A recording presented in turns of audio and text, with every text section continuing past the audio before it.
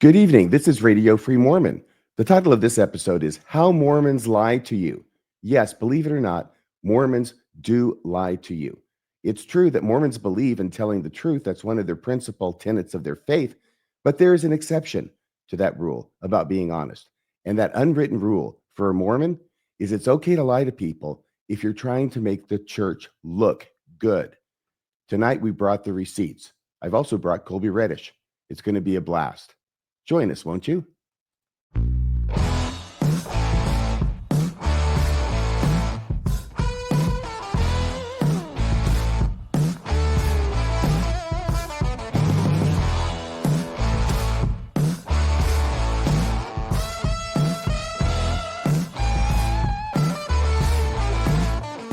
Testing 1 2 3, testing 1 2 3. This is Radio Free Mormon on the air, broadcasting behind enemy lines.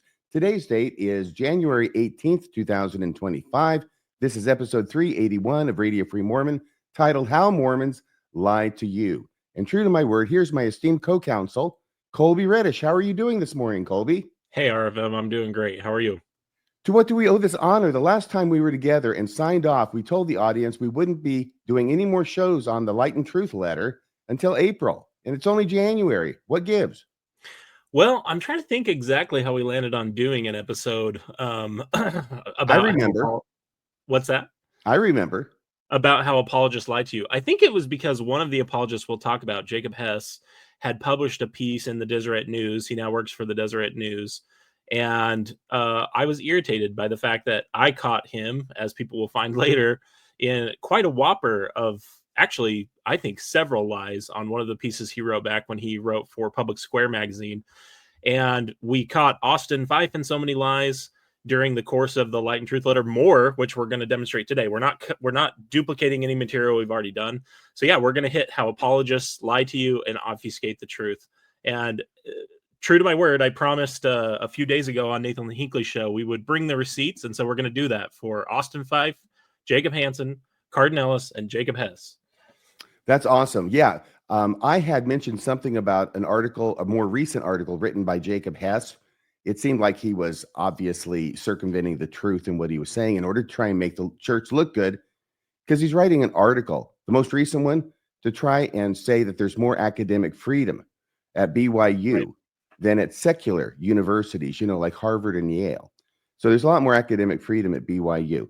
And when you've got a person who is so in the tank for the church that they're going to write with a straight face something so obviously, ridiculously wrong, you got to call it out. And I brought it up. And then you said, hey, I got my own story about Jacob Hess where he lied to me.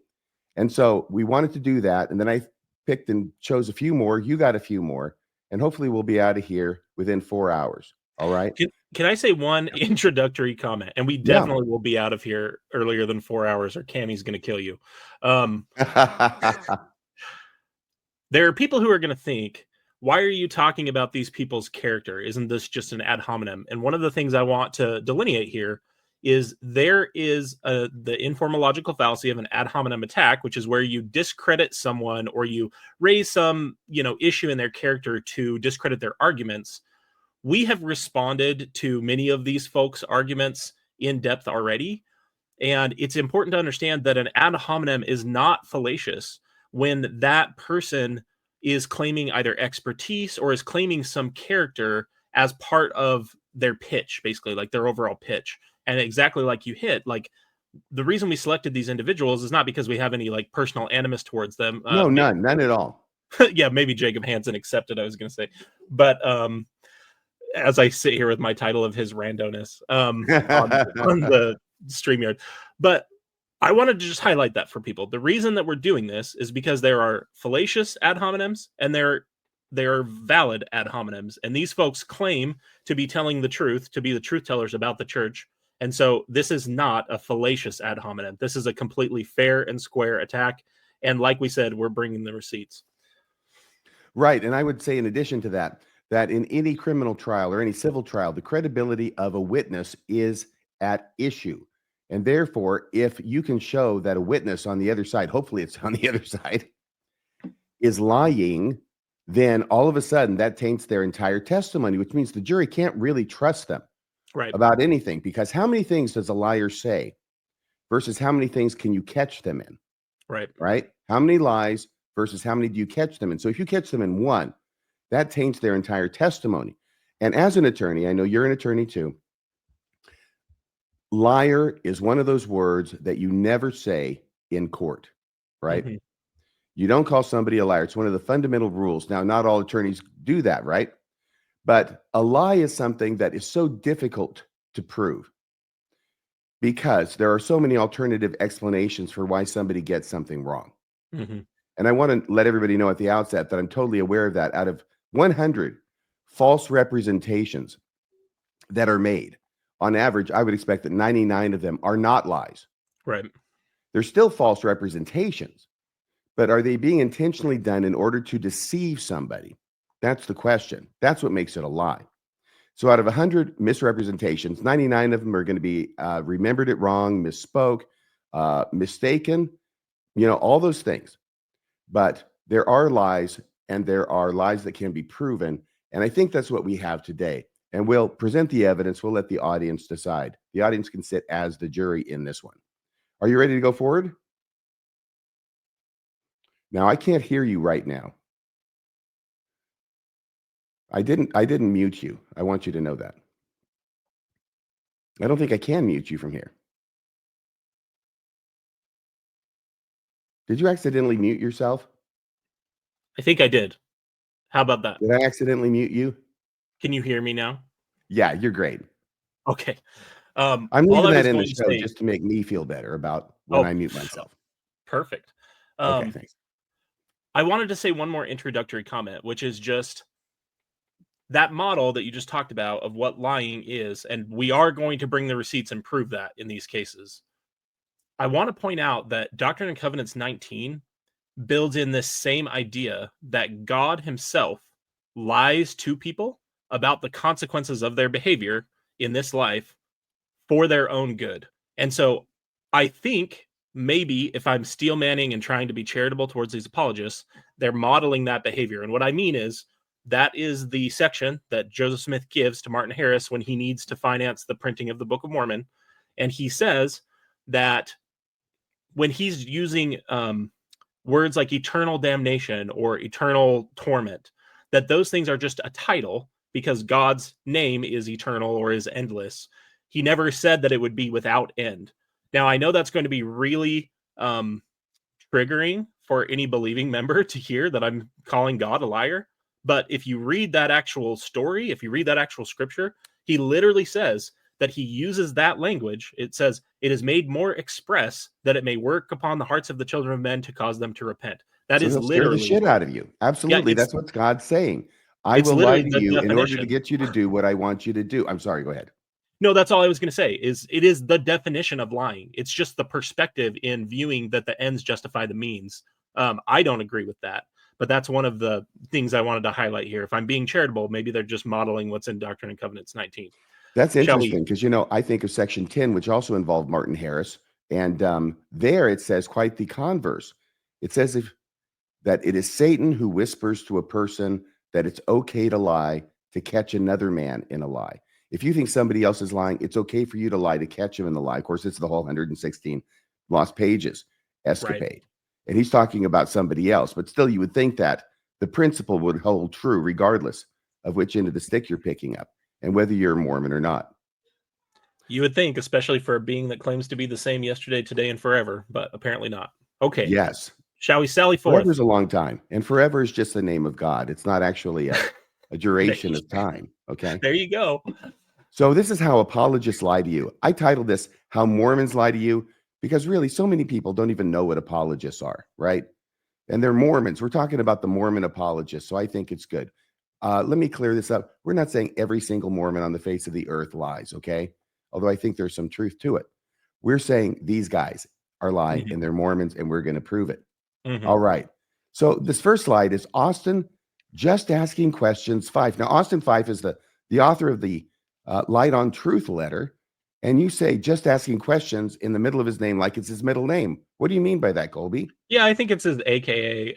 As we've caught him in some obvious problems with his work, people who are interested and have probably caught that series can check out. I think we're We've done 5 episodes. You did 1 before I joined. We have more coming in the future, and we're not even waiting all the way until April because we've actually got some exciting news that we'll handle later. But in response to that, Austin and his wife Tikla have basically said, no, he's just asking questions. He's not actually making any claims. He's not willing to defend anything.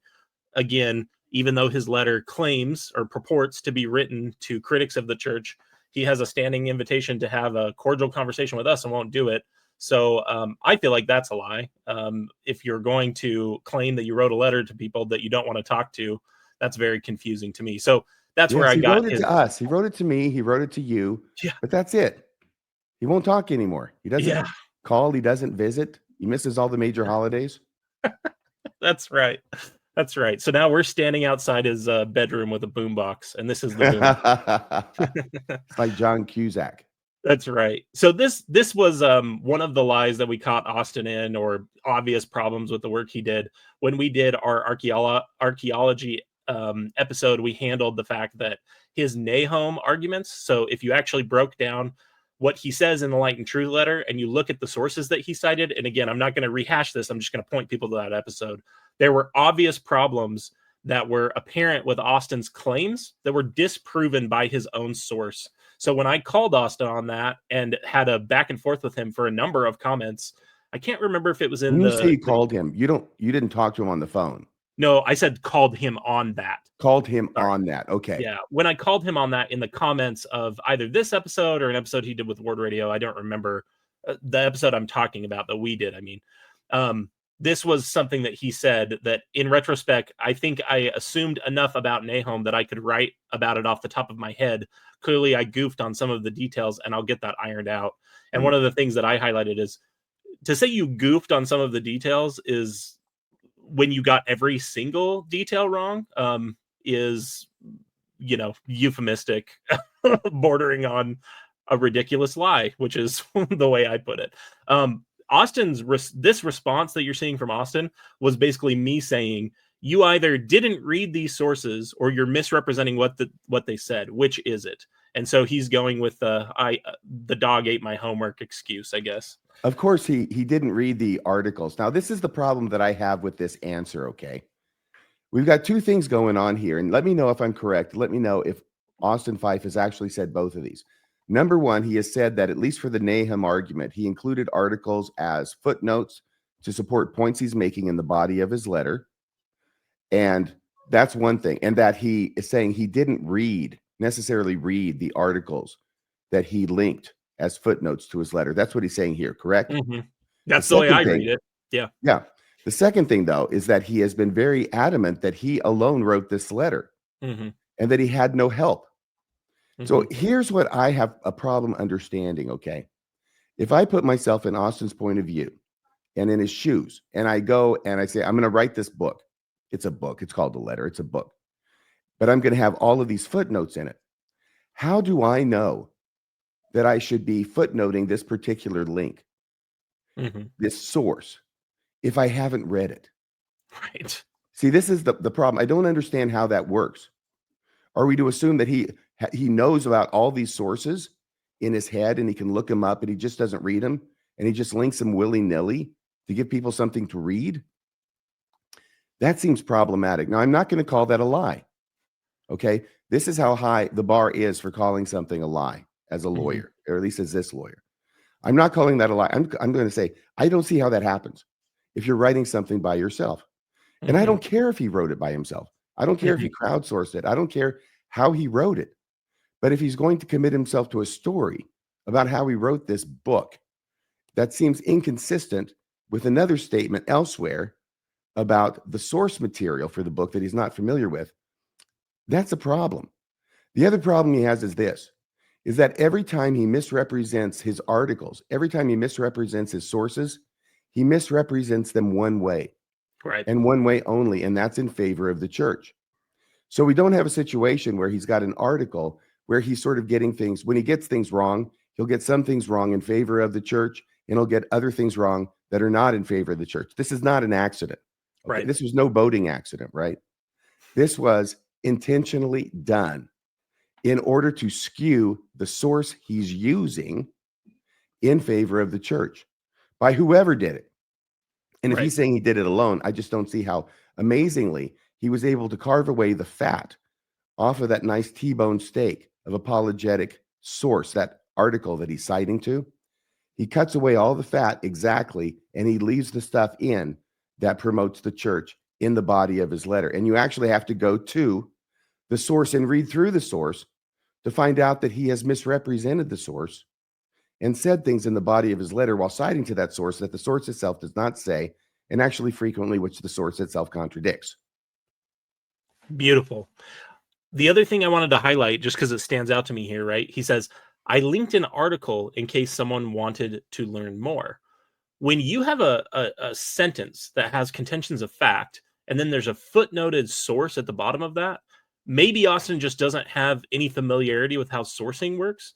But if you're linking a source for people to go learn more, there's typically a signal of some type, like see, or for more information, go look at this page. Right. If you don't have any signal like that, but you do have a source that comes at the end of a sentence or a footnote at the end of a sentence, what that says to a reader, the convention is, the writing convention is that that source supports the contentions of fact in that sentence. So that's where I get a little closer maybe to calling it a lie.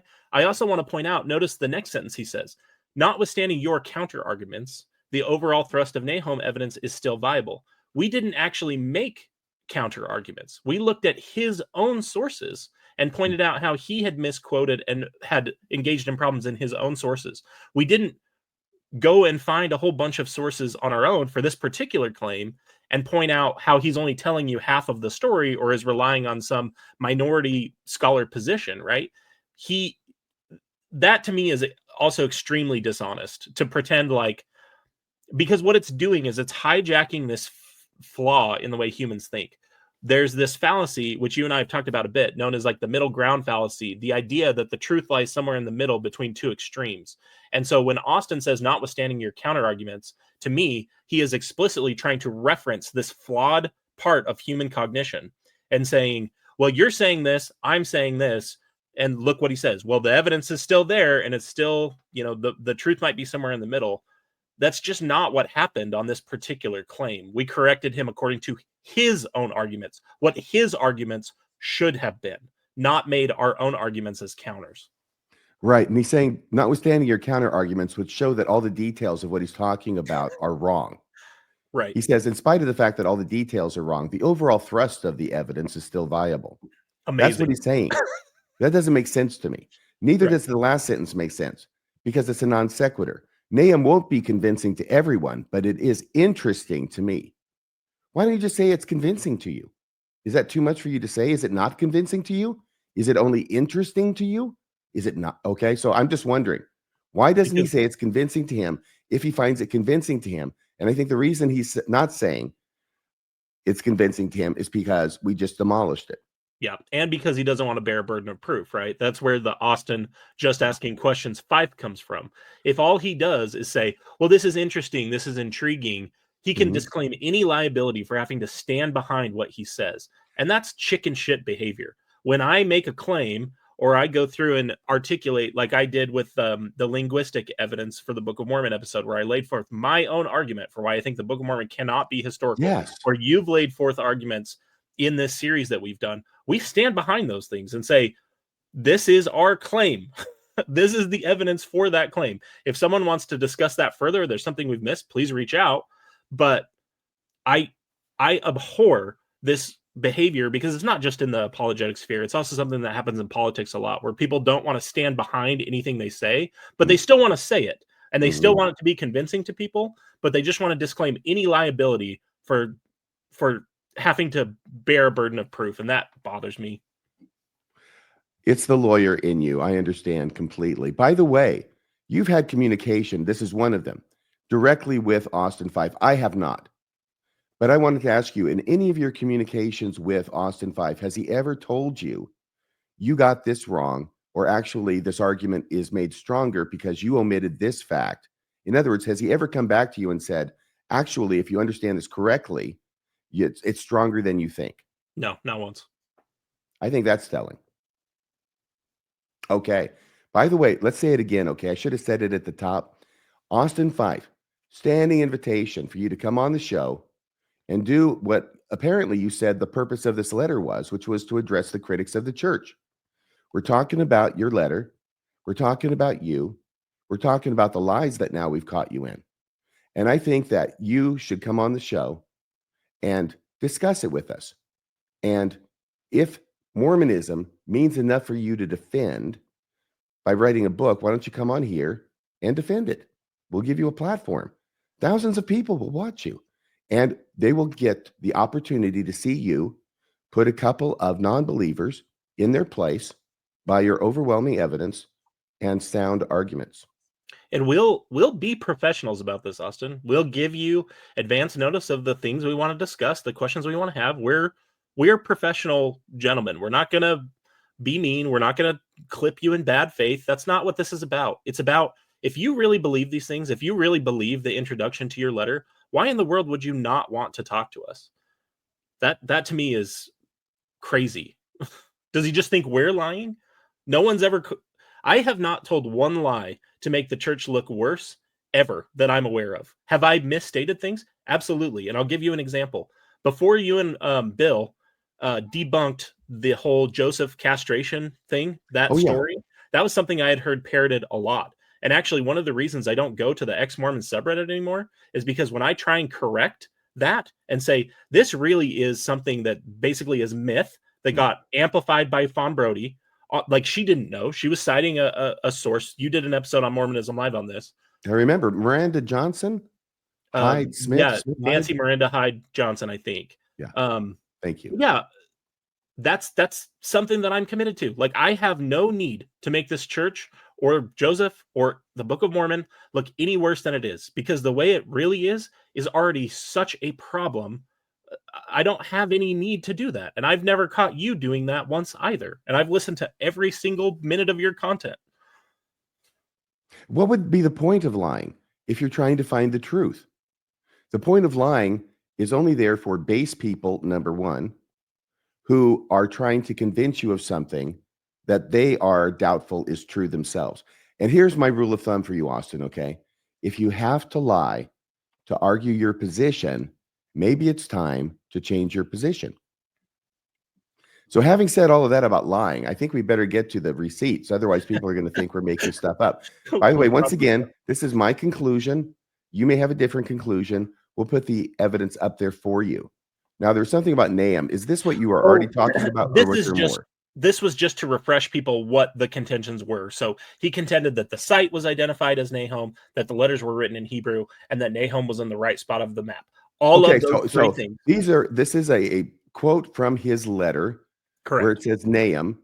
Yep. And you have bolded, or did he bold all those? Did you bold those are them? all bolded. So I just pulled the contentions of fact down there at the bottom. So he makes three contentions of fact: that the site the Apologist has identified as that Nahom, that's what he emphasizes, contains a burial mound. False. That the letters on the altars are written in Hebrew. False. They're written in South Arabic. That Nahom is in the right spot on the map. False. It's an entire region. It's not a spot. And you also highlighted in that same episode, because we both did responses. It's in the wrong region. It's in the wrong region. Not even the right region. And that's all according to his source from another apologetic institution, Book of Mormon Central or Evidence Central or whatever the hell they call themselves. They're Mormon. So it was actually Evidence Central. Was it Scripture Central? I think so. Okay. Anyways, so that's just he's wrong about all of these. And then he says, hey, sorry, I didn't read the article I cited in my own book. I just put it there so people could read it and find out that I was lying about three different things or misstating three different things. Yeah. And amazingly, like you already highlighted, he can be wrong about all of those significant questions of fact in his own 2 paragraphs he writes about this, and yet his conclusion isn't going to change. Amazing, right? Amazing. By the way, has he changed it? I don't think so. No, I haven't looked at it this morning. What? I checked. I pulled this the week we were putting this episode together. Good man. And that was a week ago, right? So within the past week, it hasn't changed. He hasn't corrected his letter to conform with the truth of the matter that he's learned about you. That's in his own articles that he's citing in his paper. And he hasn't changed the body of his paper to conform with his own sources. Yeah, and I'm not saying that we have to do this immediately, but I also include in my definition of the word lying being corrected about something and not making the correction. Austin had about a month to make this correction. He's made other corrections to the letter in that same time period, but hasn't corrected this. Yeah, this will probably be on the back burner for him because it's such a great argument. He doesn't want to give it up that quickly. Exactly. Oh, this is mine. Okay, so I had to bring this up. So this is like last Wednesday night. And what happens is, okay, let me read the slide. It says, Austin Fife lies to get out of having his arguments trounced publicly. And I'll explain what that means here in a second. But it's last Wednesday night. I am watching live chat, or I was going to watch live chat, and then I get contacted by you, Kolby, and your cohort, Cultural Hall, the crummy little toady of yours, Cultural Hall, another rando on the internet. And so we're having this text thing. And was it Culture U who brought up this episode where Austin Fife is on Psych Ward Radio 2 months ago? It was me, I think. It was you. I had not seen this. Me either. I don't follow them, actually. And Austin Fife has been on there so many times, it's hard to keep track of. But I had not seen this before. And you were telling me something. You're giving me the timestamp in this video. It was like an hour, 27 minutes in, or whatever it was. Right. Where Austin starts saying the most ridiculous things. I was shocked. I'm texting you my shock. And what he's saying is, it's about Zosimus. Yeah. I'm sorry. What did you say, Kolby? I said, and anger. I was angry about this. It was just so, this lie is so monstrous, so palpable. But we did this one. Okay. This was chapter 2 on the Light and Truth letter coming forth of the Book of Mormon, where he talks about, among other things, Zosimus, the narrative of Zosimus. And he puts it in there and he treats it as an evidence for the Book of Mormon. And I'm familiar with this, although it doesn't get brought up a lot. You're not going to see it in a lot of the literature. But I'm aware of it because I was there on the ground when the paper first came off the press back in the 1980s, I think it was. And John Welch had written an article about this, comparing this ancient document, although nowhere near ancient enough as it turns out. But we talk about it there. Right. The narrative of Zosimus, and comparing that with the Book of Mormon, specifically First Nephi really is where they're talking about. And trying to draw this connection between the two documents as some kind of evidence for the ancientness and hence the authenticity of the Book of Mormon. And we blew that thing right out of the water. We blew that. It was boom, zoom to the moon with Mr. Zosimus. And the thing that shocked me is that what he does now is he's going to say, oh, well, I didn't mean that argument anyway. I was kidding about that argument. I put that argument in there to fool the apologists, excuse me, not the apologists, but us. I put that argument in there to fool the critics, to make them think that I was making this argument so that when they tore it apart, they would fall for my trap. Not kidding. And here is, let me see here if I can find this. Okay, so here is this slide, this clip from Psych Ward Radio 2 months ago. Austin Fife is on. It's called The Light and Truth Letter, Love and Hate, and Ask Me Anything. So let me see if I can find this in another location because I have to be able to play it. So this will just take a second. I'll bring it up on the screen. And what I'm going to do is I'll go down to that clip, hit view. This is what Bill showed me how to do last night on slideshow. And I've got to put it up here. Let's see. There we go. It looks the same, but it's not. Listen.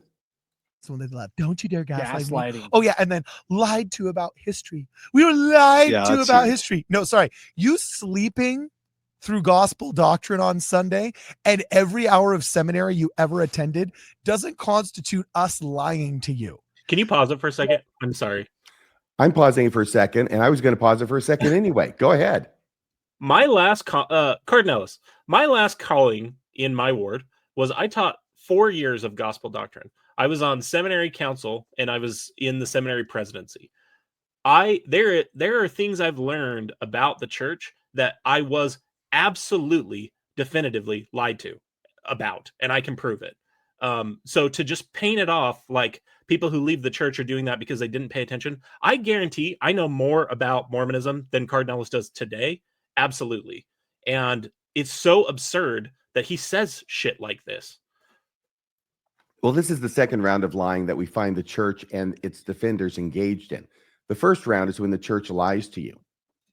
The second round is when the apologists and the church say they didn't lie to you, and it's your fault for not knowing about the stuff that the church hid from you, because you were obviously asleep in all the church meetings and Sunday school when this stuff that you don't know about and didn't know about was not taught to you. It wasn't taught to you, Cardin. You know that. You're a liar.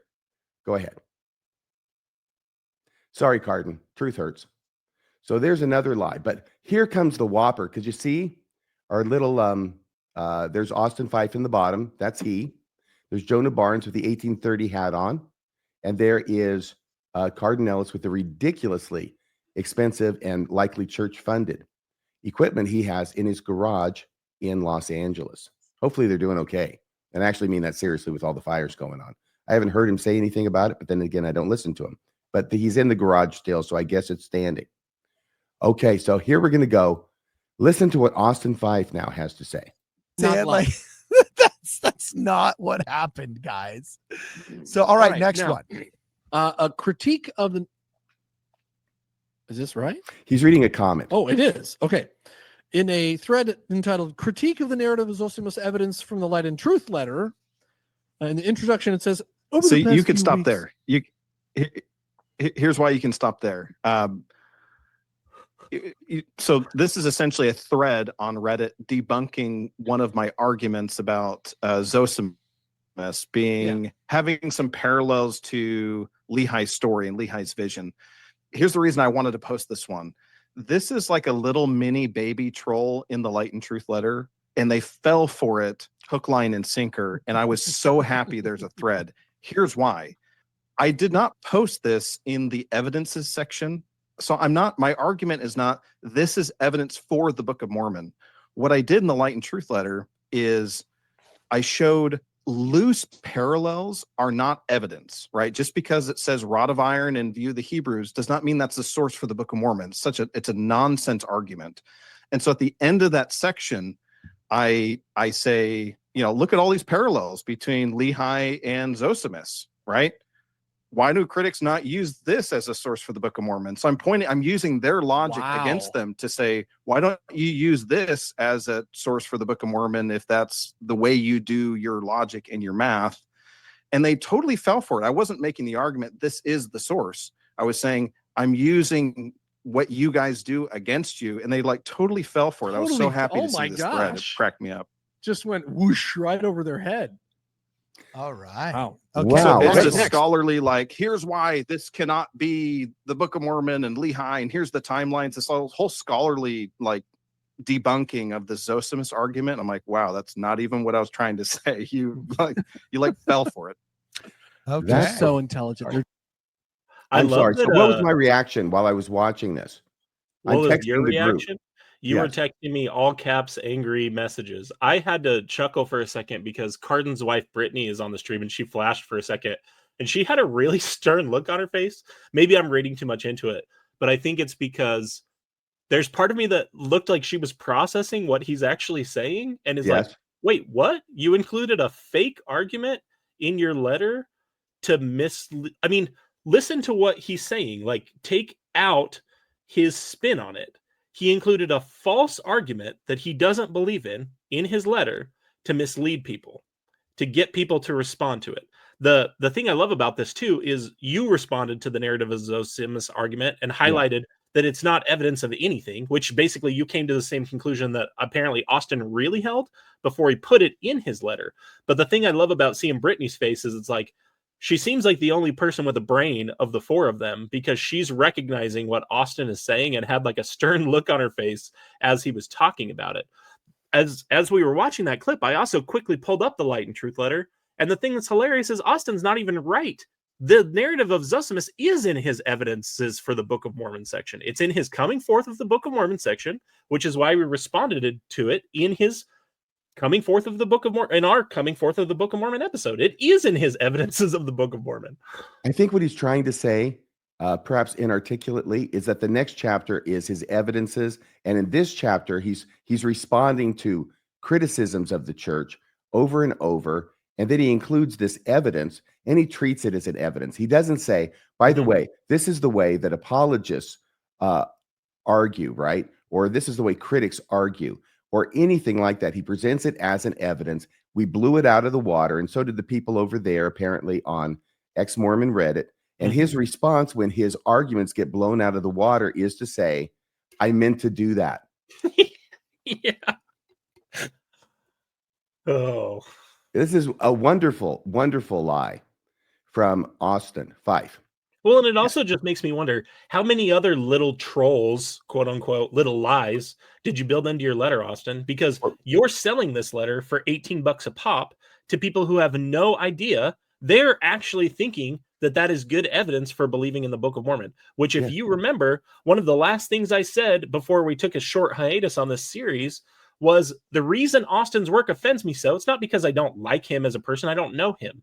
It's because bad apologetics like this, where they misrepresent the evidence, kept me in the church for way longer. And then when I found out the truth, I was really angry. This is the same thing we were just calling Cardinellis out for. There were demonstrable lies told to me about the way that the church is, about the reality of what the church is. And Austin's doing the same thing, because it's not like there's some note that this is an inside joke. He's the only one, and whoever, the other 1,200 people who listen to this stupid word radio live stream and me doing a hate watch of it while we're working on this episode and finding this, there's no note there that indicates, like, by the way, this is just a joke on critics. There are people who are going to read that letter, never watch this, and think that the narrative of Zosimus is legitimate evidence that the Book of Mormon is an ancient document. That's the way it's presented. By the way, three things. The first thing is, congratulations, because you get all the credit for finding this lie that just got me so wrapped around the axle. I mean, when it's just obviously a lie, you're not in the 99, you're in the 1, right? You're in that 1% where it's obviously a lie. There's no way this is true. And actually, I'm offended that he would expect me to believe such a palpable lie. Trying to figure out where the anger comes from, because come on, Austin, that's BS.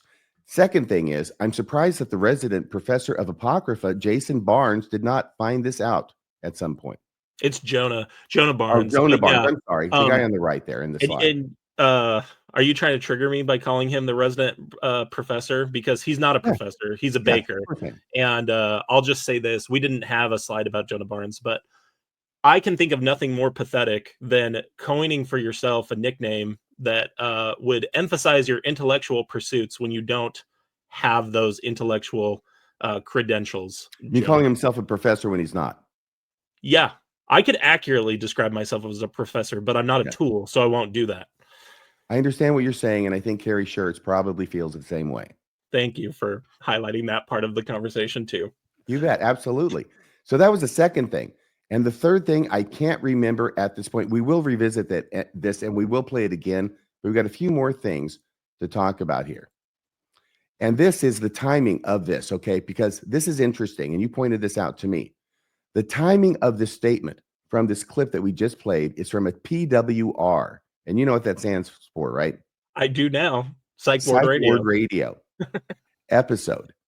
That episode where he just said that was before our episode debunking Zosimus. So he's responding to a Reddit article on it. So this means that in spite of what Austin just said he meant, which was over 2 months ago, he left the entire argument in his letter unaltered. He did nothing to signal it as being an example of how not to argue, but promotes it still as an evidence for the Book of Mormon. We'll show you what it says in a second. He didn't change it to remove the confusion because there is no confusion. He meant it as an evidence. That's how he put it in there. That's why he put it in there. It got blown to the moon, and he says, just kidding. All right. So here's the narrative of Zosimus from his letter. This is the past week. I went back to say, what is this? How did you present it? Because I sure thought you were presenting it as an argument. Of course he does.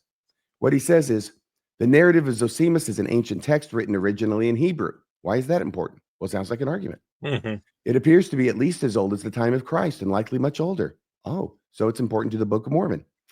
Critics usually do not reference this text. Well, that's true. Apologists don't either. But the parallels to the story of Lehi are fascinating. Fascinating, interesting. He's doing it again. He's trying to present it as an evidence without presenting it as an evidence the way he does throughout his paper, so he doesn't have to assume the burden of proof. He now lists all the alleged connections and parallels between the letter of Zosimus and the Book of Mormon, which were originally in the paper written by John Welch about 40 years ago. And it continues. There's the top one, or the bottom one at the top. This is the last part of his entry on Zosimus. Here's what he says. This is Austin Fife talking about the narrative of Zosimus. Critics may not claim. Are you okay, Kolby? I didn't look at the letter again. This is. Go ahead and read it. Go ahead and read it Okay. since it's hitting you fresh. Before you recap this, I just have to say this. Austin Fife, you're a liar. This is a lie, and you are a liar. This is what liars do. You are a liar, sir. That's a lie. You lied, and we caught you in a lie. Like, do you have no shame? You're selling this book to people for money.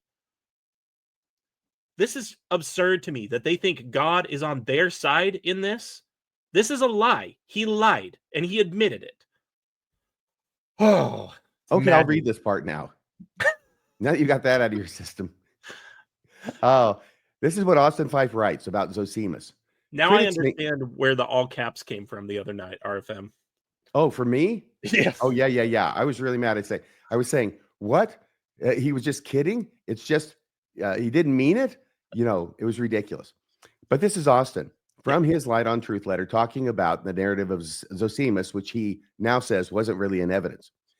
Critics may not claim the narrative of Zosimus as a source for the Book of Mormon, as its first major English publication was not until 1867. So yeah, he says critics may not claim it, but he gives the reason, and that's apologetic. It's evidence-based. Because the first English publication was not until 1867, which is 37 years after the Book of Mormon. Mm-hmm. Joseph Smith could not have had access to it. That's what that's talking about. Right. Hello, McFly, we can read what you write. He goes on, if critics claimed it to be a source, they would have to explain how Joseph got his hands on this ancient document decades before it was translated into English. And there's the other half of the argument. How could Joseph Smith have known? He's presenting it as evidence in his Light and Truth letter. We've proven that. We blew it up to the moon in one of our episodes. And now we've proven that he himself has said, I didn't really mean it as an evidence in order to account for why it got blown up. Oh, and here's another one. I'm not sure if this is the same one. It might be the same one because I think it's fun to go back and actually listen to that again, knowing all the background. So let me find the next clip. I have to go into this other screen. That's fine. I'll sit here and try and bring my blood pressure down a little bit. Would you do that? Okay, so I'm going to put on slideshow again. Let me go over here. Let me add this to the stage. Get rid of that. Put that one up. And I'll play this and we'll see what it says. That's when they left. Don't you dare gaslight me. Yeah, and then lied to about history. But we were lied to about history. No, sorry. You sleeping through gospel doctrine on Sunday and every hour of seminary you ever attended doesn't constitute us lying to you. Yeah, you know what I'm saying? Like that's not what happened, guys. So all right, next now, one. A critique of the. Is this right? Oh, it is. Okay. In a thread entitled Critique of the Narrative of Zosimus Evidence from the Light and Truth letter, in the introduction, it says, so you could stop there. Here's why you can stop there. So this is essentially a thread on Reddit debunking one of my arguments about Zosimus being having some parallels to Lehi's story and Lehi's vision. Here's the reason I wanted to post this one. This is like a little mini baby troll in the Light and Truth letter, and they fell for it hook, line, and sinker. And I was so happy there's a thread. Here's why. I did not post this in the evidences section. So my argument is not, this is evidence for the Book of Mormon. What I did in the Light and Truth letter is I showed loose parallels are not evidence, right? Just because it says rod of iron and view the Hebrews does not mean that's the source for the Book of Mormon. It's a nonsense argument. And so at the end of that section, I say, look at all these parallels between Lehi and Zosimus, right?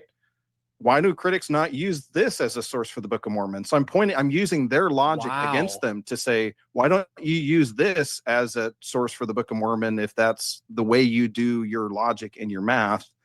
And they totally fell for it. I wasn't making the argument, this is the source. I was saying, I'm using what you guys do against you. And they totally fell for it. I was so happy to see this thread. It cracked me up.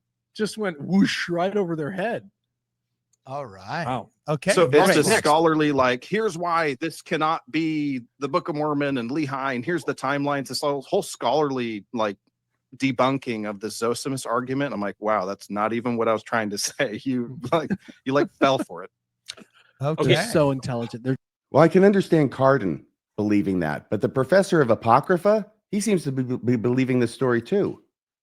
There's no pushback. There's no question about why did you include it, and why are you giving faithful Mormons this lifeboat of the narrative of Zosimus to hang their testimony on when you know it's crap and it's got holes all in it and it's going to go down when the first wave hits. Yeah, the conclusion from that section, and I know you had it highlighted, but we didn't read it. I just want to read it. And he's quoting from Jack Welch, but he has, even though I cannot account for the parallels in all respects, talking about the parallels between the Book of Mormon and the narrative of Zosimus, says their mere existence, and Austin emphasizes this, their mere existence tends to support claims of ancient Near Eastern origins for Book of Mormon authorship.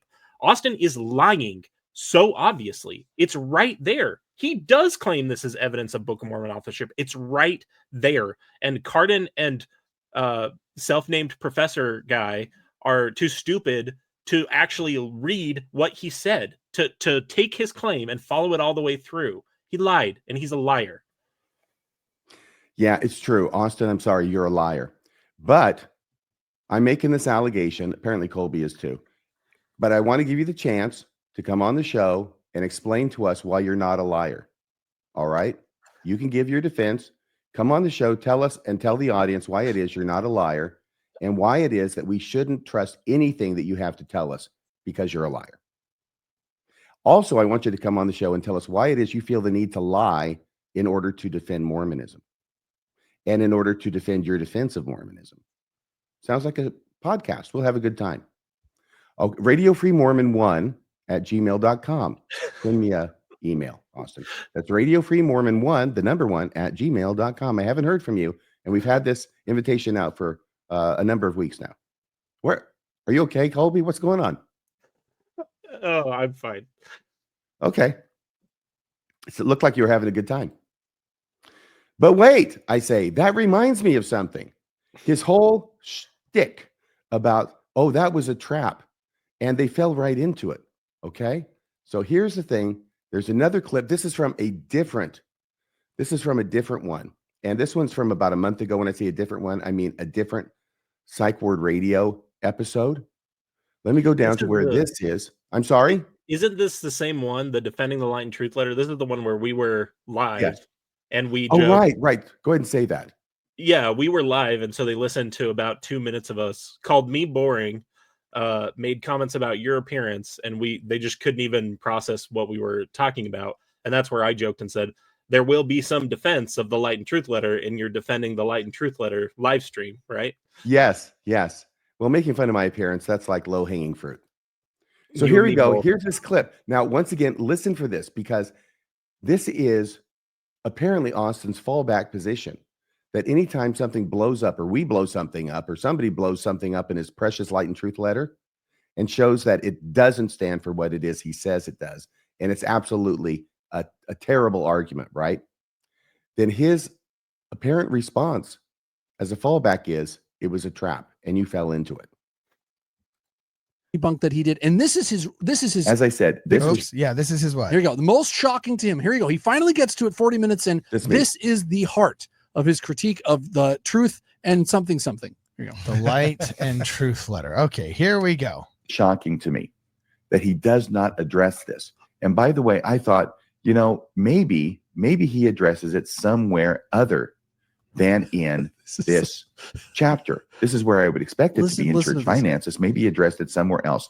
So obviously, if it's not obvious, let me make it clear. I am talking in the very first episode I did. This is even before Kolby. This is BC. Okay. about church finances. And all I did was I looked at church finances because I wanted to see how he addressed the church SEC scandal. It's the most recent, it's the biggest financial scandal that's ever been publicized about the church ever since Kirtland, ever since the 1830s. So it's a huge deal. He doesn't address it anywhere in there.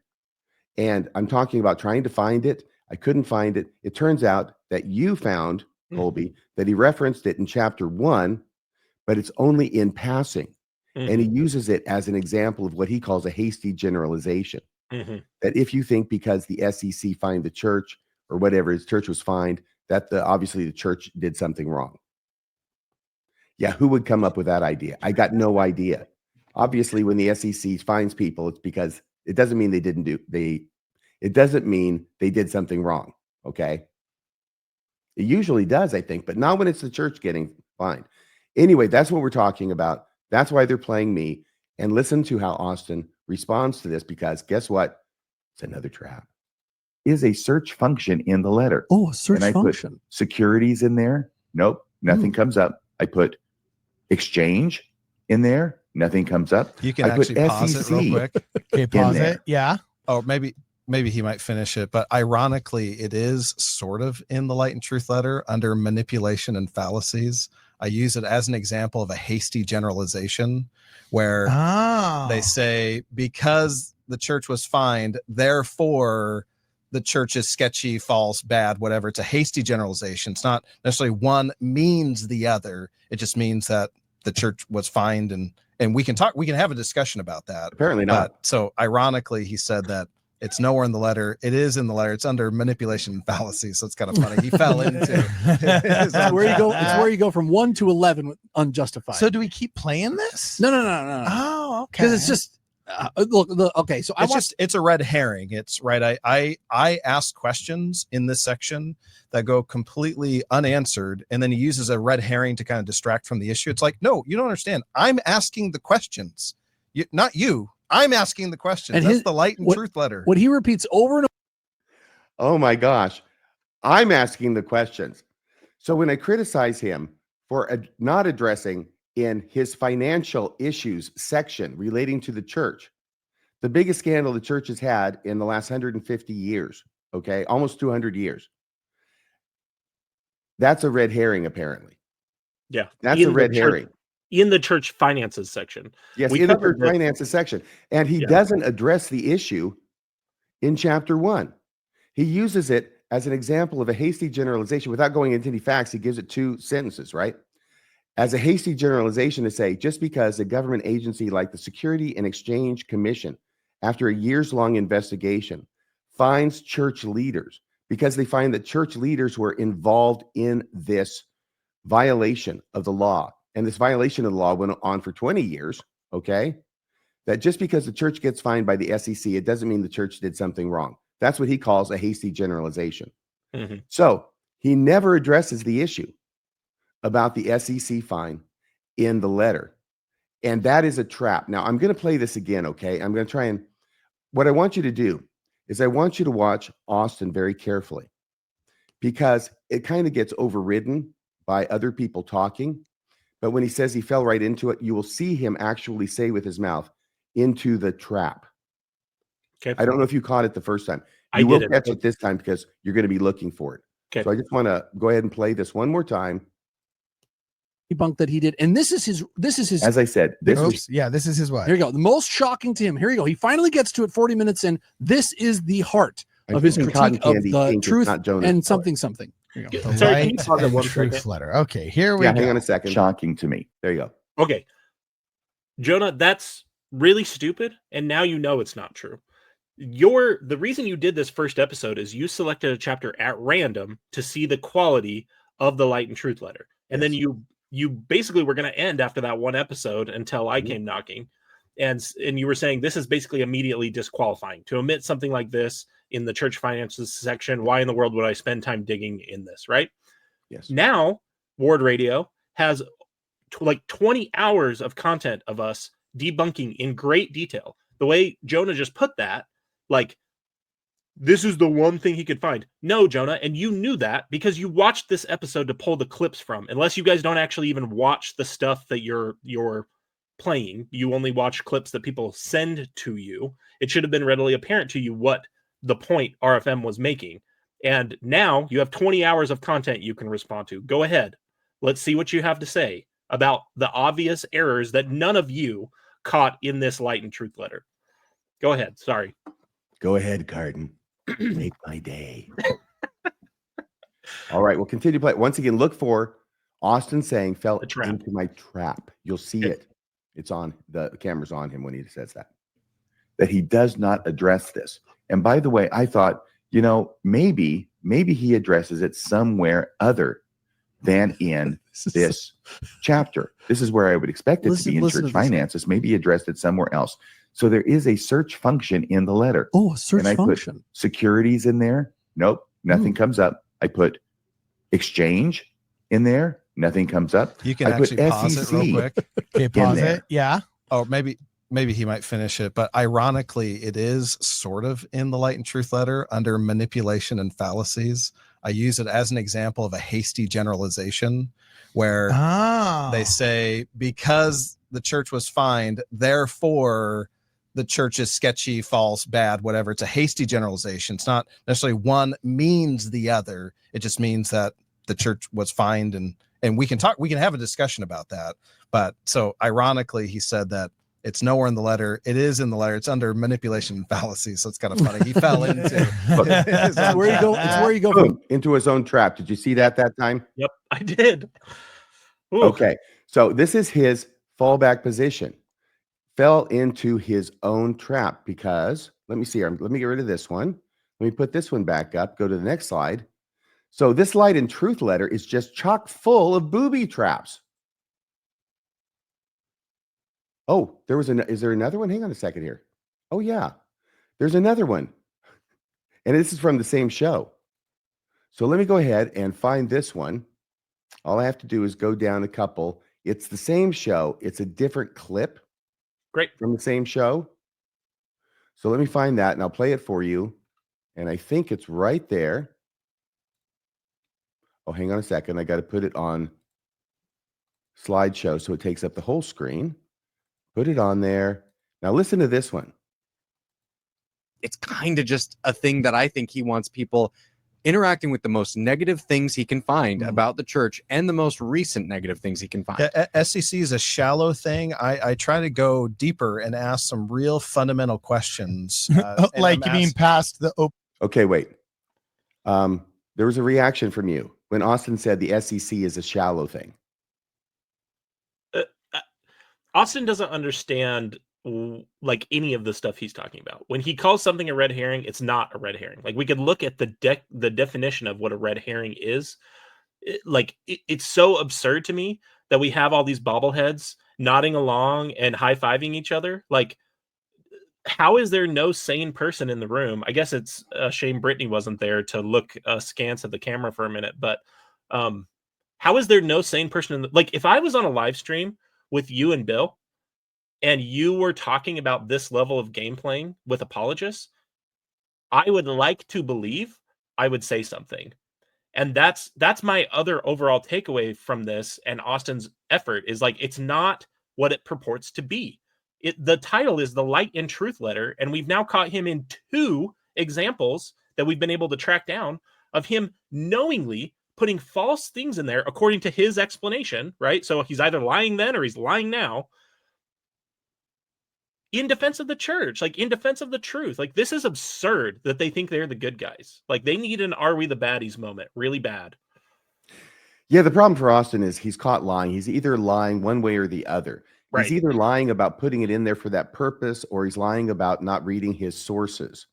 And obviously, the lie is that he read the sources. That's how he knew to source it in his paper. And then he intentionally misrepresented what those sources said in the body of his paper or his letter in order to favor the church, because that's what it does every single time. Right. It favors the church. All right. That's what he did. And then when he got caught on it, he came up with this crazy excuse that this was something that he did on purpose as a trap for the critics to fall into. I'll continue with this particular clip. Please. Opening page so you can pronounce the name right. You know what I'm saying? All right, Yeah. keep going. And that's all I've really seen on Reddit, and so far the responses that I've seen online is it's using red herrings to distract attention away from the real questions that I'm asking, and so they fall completely on their face they fall right into the trap of the Light and Truth letter for the critics, because I asked some real questions that they can't answer or won't answer. You know what they hate? They don't. So we fall into the trap with the Light on Truth letter because we don't answer his inane questions. In other words, we deal with the substance of what he presents, we demolish it, and we've fallen into his trap because we didn't answer his questions. So, number one, when the Light and Truth letter doesn't mention an important issue like the SEC scandal, it's a trap. Number two, when the Light and Truth letter when it does mention an issue like Zosimus, but gets it horribly wrong and is exposed publicly by us and others, that's a trap too. And finally, number three, what we just saw is when we demolish the Light and Truth letter's arguments, but don't answer Austin's dumbass questions, well, that's another trap. Admiral Akbar would be proud. One thing I was going to say is right at the end of that clip where you ended it, Jonah, the self-styled professor, says, "Do you know what they hate? Let me tell you, Jonah. I hate liars. I hate people who lie. I hate people who play games with people's lives." RFM and I have received emails from listeners to our series and who have read the Light and Truth letter, who it is affecting their marriage and it is affecting their life because they have a believing spouse that is using the Light and Truth letter against them like a cudgel to say, look at all these reasons to believe. And now that I know that at least some of those reasons are, according to Austin, a trap, they're not real. Like, do you understand why we care about this? Like, I hate liars and you guys are liars. Let's continue and prove it, shall we? More than we already have? Yes, we'll gild the lily. Now we go to Jacob Hansen. And this is the part. Okay, hang on a second. We went over this. This is a new slide. Well, you pull up this. I'll just give some context for this. So Thank you. covered this on an episode of Mormonism Live with Dr. Julie Hanks, who I absolutely love. But Jacob Hansen who goes by, he has the Thoughtful Faith YouTube channel and goes by Thoughtful Saint on Twitter. I much prefer Kolch's pseudonym for him, which is Thoughtless Taint, because I think it's more accurate, especially the thoughtless part. Jacob claims repeatedly when people have pointed out that he's a real bully and jerk on Twitter and has come after people like John Dehlin and John Dehlin's family and Dr. Julie Hanks repeatedly. He constantly claims that he's soft on people and hard on ideas. So I pulled a clip from that where he says exactly that. All right. So what I'm going to need to do here is I'm going to need to share this screen with the new. Here we go. This is from Ask Jacob Anything. I don't know if you mentioned that already, but here we go. And I think this is what you'd like me to play. Can you see that? I cannot. Okay, hang on a second here. This is the same live stream with the there we go. Excellent Clout Shark clip, by the way. Oh, okay. So you let me know how long you want me to run this, all right? Okay. Land of Broken Roads by Ryan. Homie, they're gonna clip you. This is not. It's gonna start here in just a second. I hope it's good. I hope it's good. All right.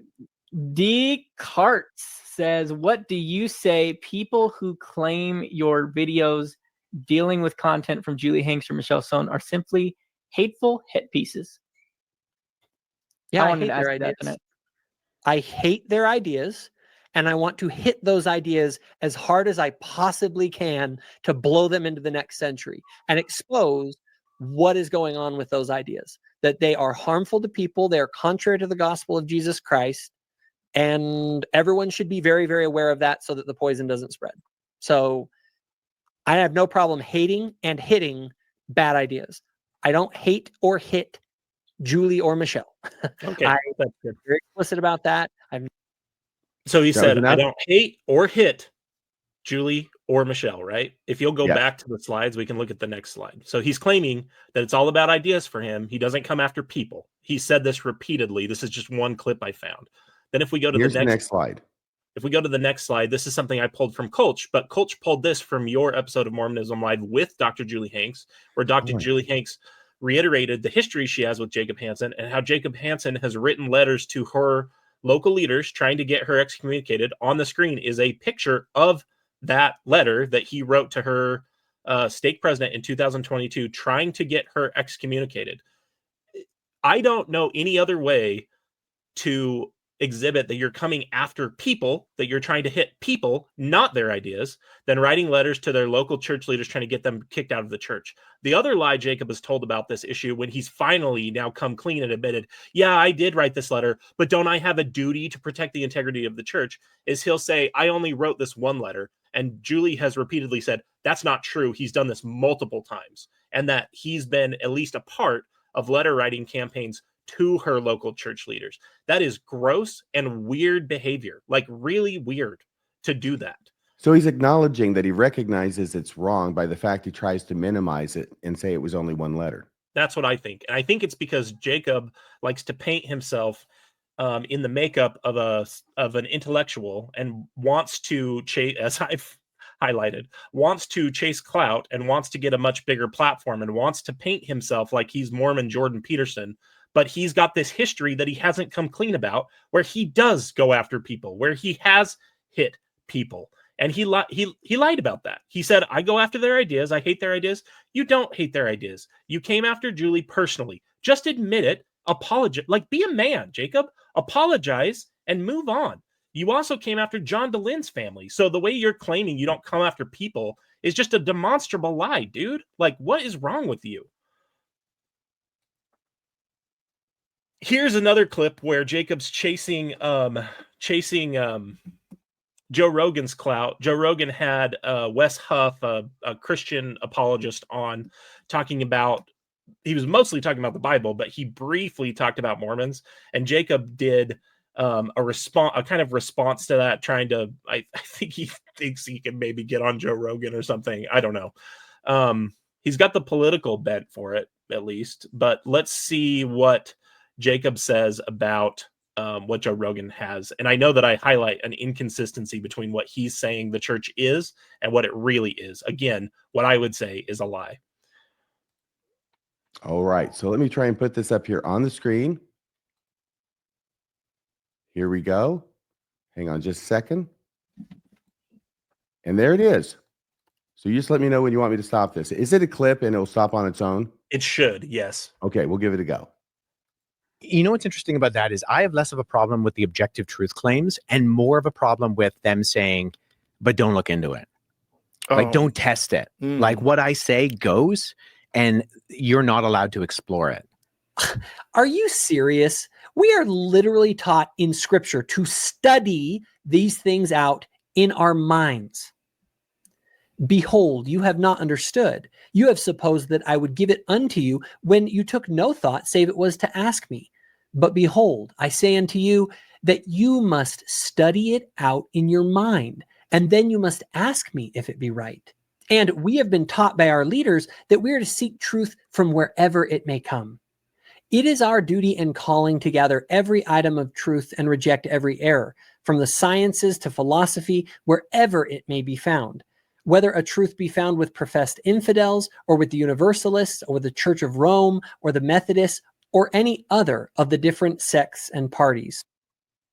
Okay, if you'll go to the next slide, I remember what I was thinking here. Can I mention do you have any something here thoughts that on you may not mention about it, but it strikes me now. Sure. Because now that I understand the Mott and Bailey fallacy, I see it everywhere. This has been going on forever in the Mormon church. Since at least I joined the church in 1978, and that is there are two positions that they hold simultaneously. And what they want to advance, what the real position is, and I don't know if this is the Mott or the Bailey. Once again, I understand the argument. The Bailey is the smaller. What is Mott? The Bailey is the smaller argument. So the Bailey one. The Bailey argument is we have prophets on the face of the earth who talk to God, and we need to do what it is they tell us to do, because obviously that's what God wants us to do. The prophet, he talks to him, right? That's the truth. Or I should say, that's the Bailey argument. When they are called on it, like this fellow did on the Joe Rogan show, the typical practice is to do exactly what Jacob Hansen just did, and that's to retreat from the Bailey to the Mott. and say, I can't defend that, but I can defend this, which is in our scriptures. And yeah, it is. And you'll find things said by prophets. The problem is that the church doesn't operate that way. It is very clear that the prophet speaks for God. You do what the prophet says. And if you don't do what the prophet says, you are running afoul of God. You have the right to have personal revelation. That's the Bailey. But if your revelation contradicts what the prophet says, then you're getting your revelation from the wrong source. Okay? That's the Bailey. But when you're called on it, then you back up and say, no, we're asked to study it out in our mind, to come to our own decisions, and then to ask God if our opinion is right. Well, that's all pointless. It's all ridiculous. Because if God tells you, why do you have to ask God if what the prophet has told you is right? The classic hallmark of a Mott and Bailey, and I'm sorry, I misunderstood the context you were using them, because the Bailey is what you retreat to. It's a tower in the way they would set it up. The Mott was outside, and then you retreat to the Bailey. But everything you said, reverse of what I just said. Yeah, reverse for the analogy. But everything you said, I completely agree with, because what Jacob's trying to do, Mormon is like the classic sign of a Mott and Bailey is that you have internal messaging and you have external messaging. And the external messaging that Jacob's trying to paint here, right? Because Wes Huff, a Christian scholar, is saying the real problem I have with the Mormon church is you can't question what the leaders say. That's basically what he said. They tell you that you shouldn't research these things further. They tell you what to look at. And Jacob's like, are you kidding me? We're literally taught to study and find truth anywhere. If you'll go to the next slide, I want to just give a second witness to what you just said, which was excellent. Look at this quote.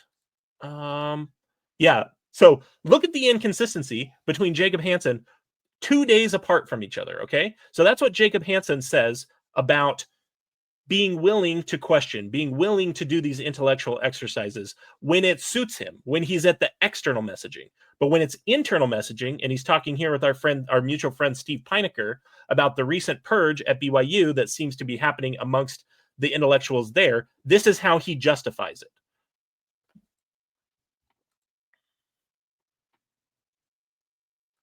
I would be fine with that. Now at BYU, everything at BYU should be taught from a gospel perspective, from a Church of Jesus Christ of Latter-day Saints. How do we approach all of the ideas in the world, right? It's a church university. Now, another university like Harvard or Yale or others, they don't approach it with a pre-existing sort of frame that they're looking at it through. See, that's the difference. This is a church university. Now, So I just had to highlight the obvious inconsistency. Those videos were released 2 days apart from each other. So when Jacob is forced to retreat and he wants to do his boundary maintenance and he wants to do his internal messaging, retreat to the Bailey, he's saying, this is a church institution. Why would we go searching for truth in the world? Everything should be taught from a Mormon lens. That's what he just said. Let's go to the next slide. There's one more clip from that same live stream to help make this point.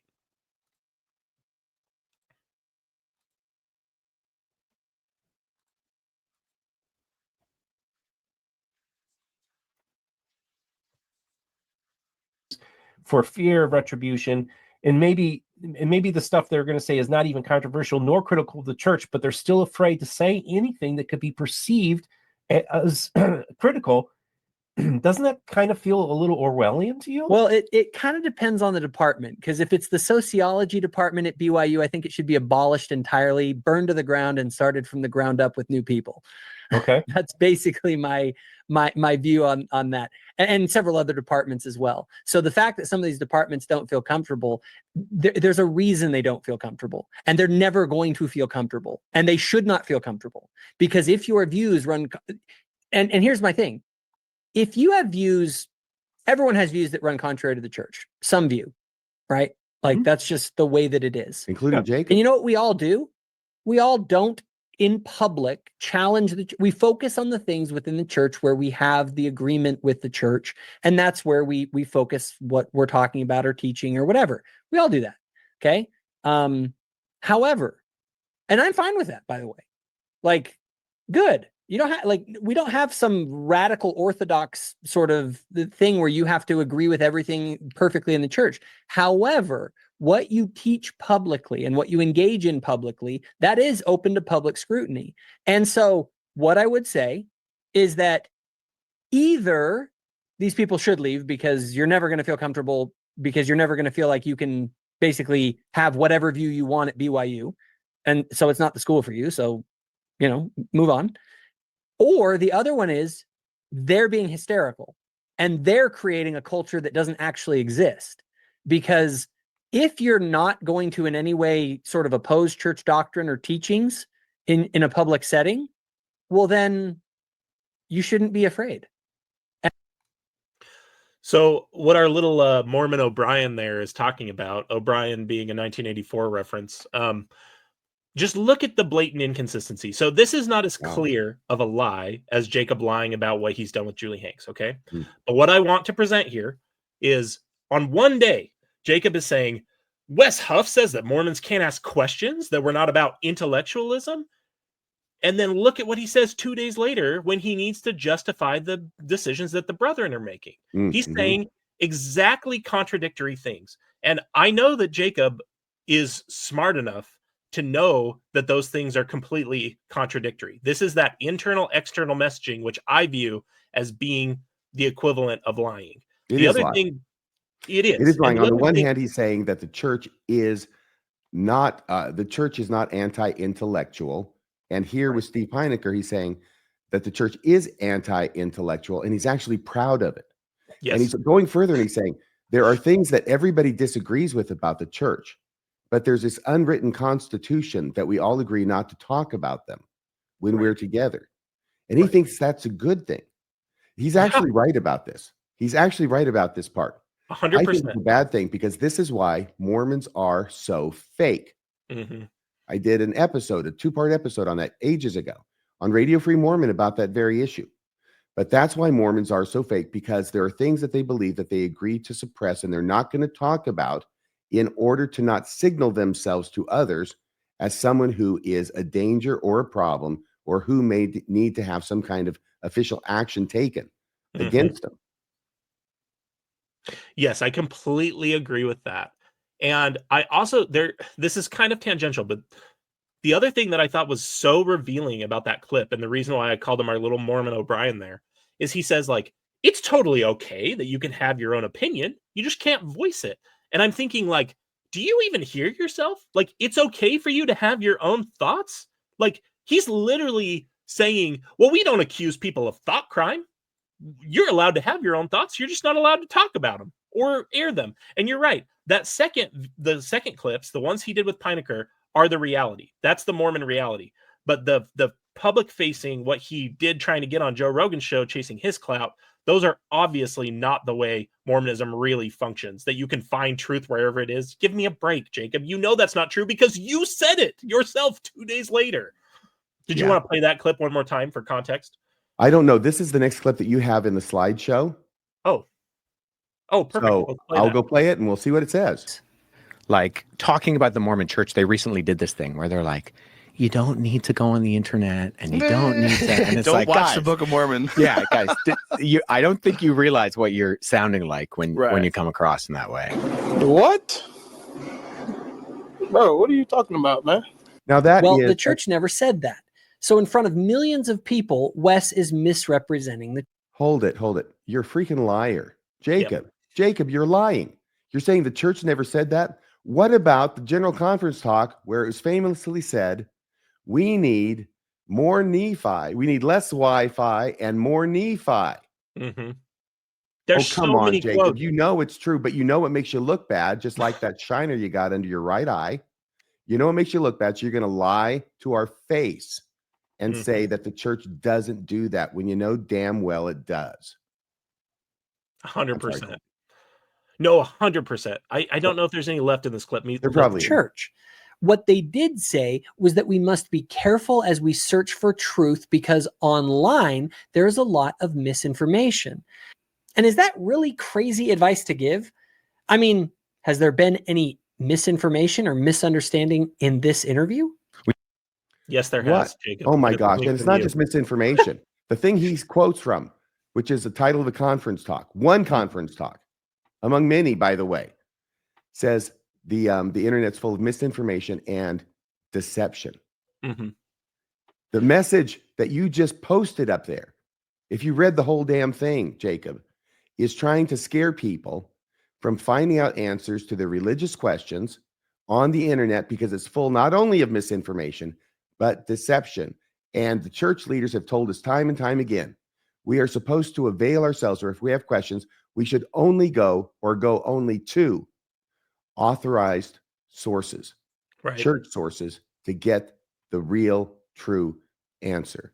Right. And they've gone so far as, if you'll go to the next slide, I know I have a quote from President Oaks. They've gone so far as to say that research is not the answer. So this is from 5 years ago. President Oaks' advice to young married couples in Chicago on how to tackle faith-threatening questions. This was in the Deseret News. It says President Oaks admonished young fathers to rise up to your responsibilities, lead their families in righteousness, and be united with their wives. He acknowledged that some Latter-day Saint couples face conflicts over important values and priorities. Matters of church history and doctrinal issues, that's exactly what Wes Huff was talking about, have led some spouses to inactivity. Some spouses wonder how to best go about researching and responding to some issues. I suggest that research is not the answer. That's from the next in line to be Mormon prophet. Jacob, you're a liar and you know it. You're misrepresenting the views of the church to make yourself look better than you are, to make yourself look more rational than you are, so that you can shark after Joe Rogan's clout and Wes Huff's clout. You know it, man. Now, this is what causes the thing in your head where you're holding conflicting views, cognitive dissonance. And Jacob is full of it.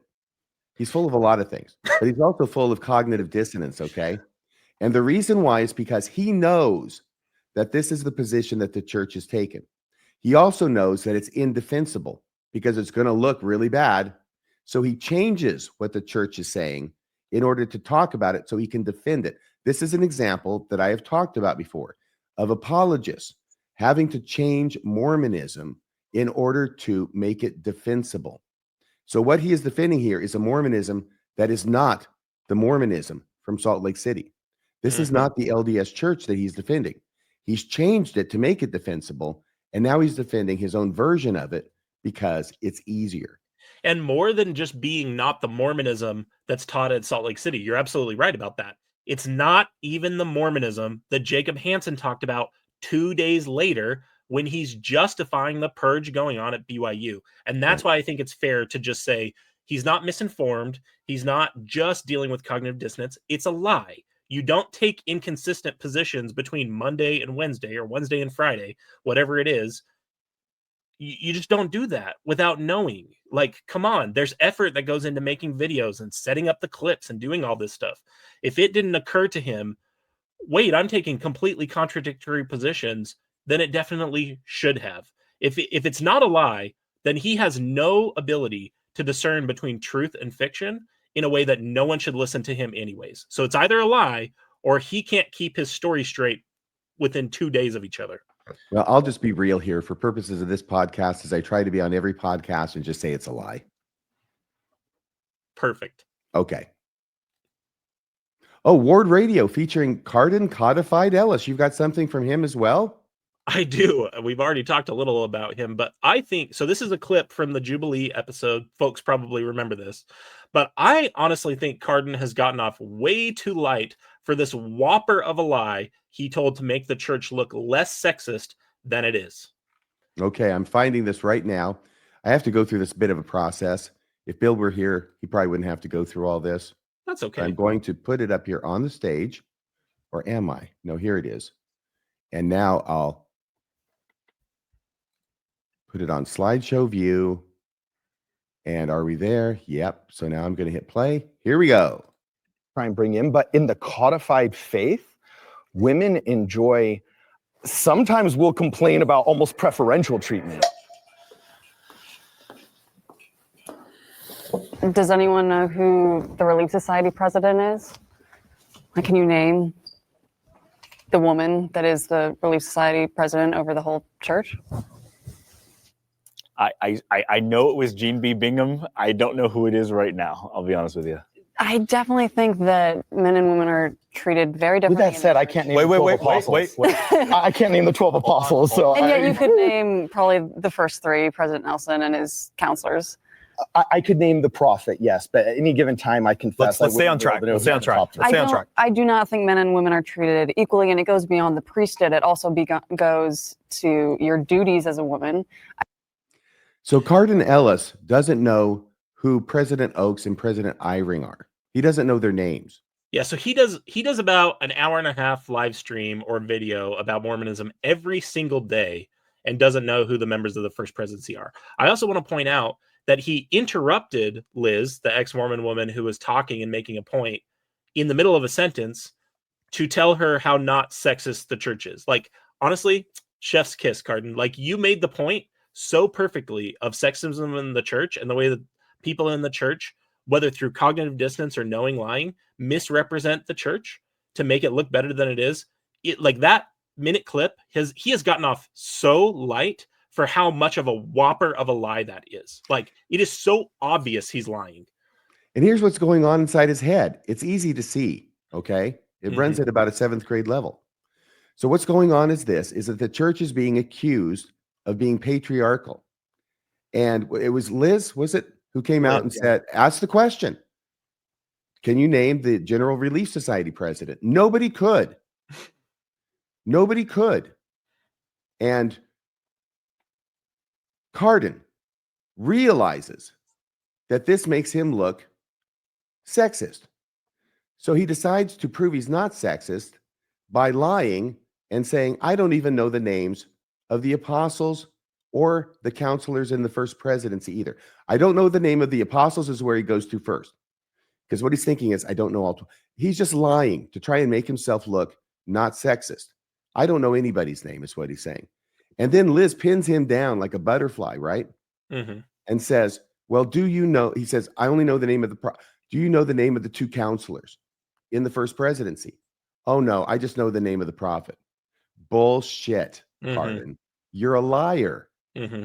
And millions of people have watched this clip, and he's a liar. And I also just love the thought process of, this woman is making my church look sexist. I should probably interrupt her in the middle of her sentence to correct her and tell her how not sexist the church is. Like, honestly, Cardin, you did such a great job of presenting the way Mormonism looks to people who aren't brainwashed and convinced to believe it from the time they're little. Excellent job. Top marks. Yes, and he ended up proving her point as well. 100%. Yeah, he interrupted her in order to lie his ass off and thereby prove her point. Yeah. Oh my gosh, incredible. Okay, so there's another slide on here, and I think this one could be from me. I think it is. Okay, because there was this other one that I just thought was so funny. I'm not going to accuse Cardin of lying on this one, though I might as well, because if he lies about some things, he's going to lie about other things. But he is so reckless in his statements here. All right. He's going to be accusing Bill Reel of being racist. And as a response, what's going to happen is that he's going to accuse not only Bill Reel, but me as well, of never having a black person on our show. Okay. Now, of course, he's wrong because we have. And the hysterical part is that Kwaku was one of them. Mm-hmm. Kwaku is one of these people that we've had on our show. And Kwaku is in the studio with him when Cardin is saying that we've never had any black person on our show. And Kwaku doesn't correct him and say, oh, I was on their show a couple of years ago. No, Kwaku just sits there and nods in agreement. Let's see how this looks. Let me put it on the right view so you can see it really well. And here it is. These guys haven't produced a podcast with any person of any race. And go look at John DeLynn, go look at Bill Reel, go look at RFM. They only interview white people, yet they run around saying it's us that are the racists. Your average ward in Orem speaks more languages and has more racial diversity than all of Exmo subreddit combined. Amen. Absolutely. You know what I'm saying? Yeah. So yep. Kwaku's back there correcting the record because Kwaku knows he was on our show and Cardin knows he was on our show. But in order to score a political point, Cardin will lie to your face and Kwaku will not correct him. Your thoughts? Well, I think we've brought the receipts, and I would say I call Cardin Codified Ellis, sorry, a liar. He's a liar. He lies in defense of the church. And I would say that Kwaku also lied. To have a lie told in your presence that you were there to correct, and you obviously and hasn't Kwaku been invited multiple times to be on your Christmas Eve show? I know he was this year and didn't. He was didn't this year. He couldn't make it. He did text during the show, and I have to say, and he told me that, and what he said in his text during the show was that he was driving or in a car in southern Utah, I think it was, on Christmas Eve, apparently during the show, and there was no cell service, and so he apologized and he wished us well with the show. Okay. You see, My that's point the is problem. just I always want to be accurate, even no. if it makes him look not so bad. Well, because you and the I truth have is that what is same important. You and I have that same dedication to precision, which is why I appreciate these conversations so much. But my point is just to the way he painted all ex-Mormons. Like, how does he even know the demographics of the ex-Mormon subreddit, by the way? It's an anonymous platform. Just a ridiculous claim on the front end. Not to mention the fact that I think he also mentioned John Dehlin in there. John Dehlin has had multiple interviews dealing with, like I remember listening to an episode he did with a series of women who had grown up believing they were Lamanites, talking about their experience having grown up believing they were Lamanites. It was a heartbreaking episode. It was like 4.5 hour panel about losing Lamanite women or something like that. I know that Sarah Newcomb was on it. I don't remember the other women because I'm just remembering this off the top of my head, but his claim is so easily disproven, but he doesn't even care, right? It's not about accuracy for them. It's not about precision for them. It's about scoring a point for their team. And I think that's one of the reasons they're so willing to tell these lies. I'm sorry, you're muted. It's about making the church look good. Right. That's the unwritten rule. That's the exception, to be honest in all your dealings with your fellow man, unless you're trying to make the church look good. Right. Because that's where they go every time. They will lie and lie and lie in order to score a point if it makes the church look better than it really does, or makes us look worse than we really are. It's kind of the flip side of the same coin. So here is the next slide. Now it's about Jacob Hess. Okay. Who is Jacob Hess? Jacob Hess is now, I think he's a staff writer on Deseret News. He is not a news person or a media person by training. I think he has a PhD in, I know I have it on the slide. Hang on one second. Oh, if you'll go to the next slide. Actually, I have it laid out here. So here's how I ran into Jacob Hess. Jacob Hess now is actually, it looks like we're missing one slide. Maybe go to the next one and let's see if it pops up here. Absolutely. There it is. Okay. So here's Jacob Hess. Jacob Hess, if you can see at the top right, that's a photo of him. He served on the National Coalition of Dialogue and Deliberation and has worked to promote liberal conservative understanding since his book with Phil Nelser, You're Not as Crazy as I Thought, but You're Still Wrong. He's a writer on the Deseret News. Before he was a writer on the Deseret News, he was the editor and a writer for Public Square magazine. I think he's written some pieces for Meridian magazine. I'm just going to cut through and say he's a propagandist for the church. And he's not even a propagandist by training. Like, he's not a media person. The way I encountered Jacob Hess is Jacob Hess, if you'll go back one slide, is many people are familiar with this. You and I have talked about this both offline and online, I believe. In 2022, This is the first time you're talking about it on a podcast, right? This story, yes. This is Great. the first time I'm going to tell this story. Breaking news. Yes.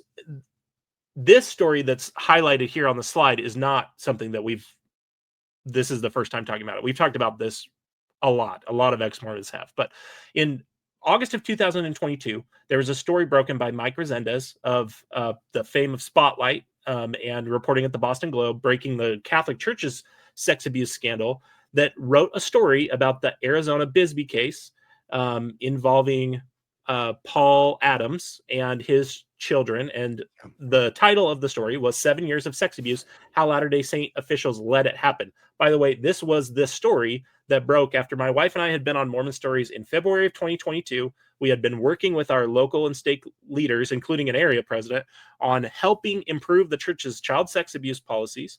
And when this story released, it was the last straw for me. My wife and I resigned, and our family resigned over this story.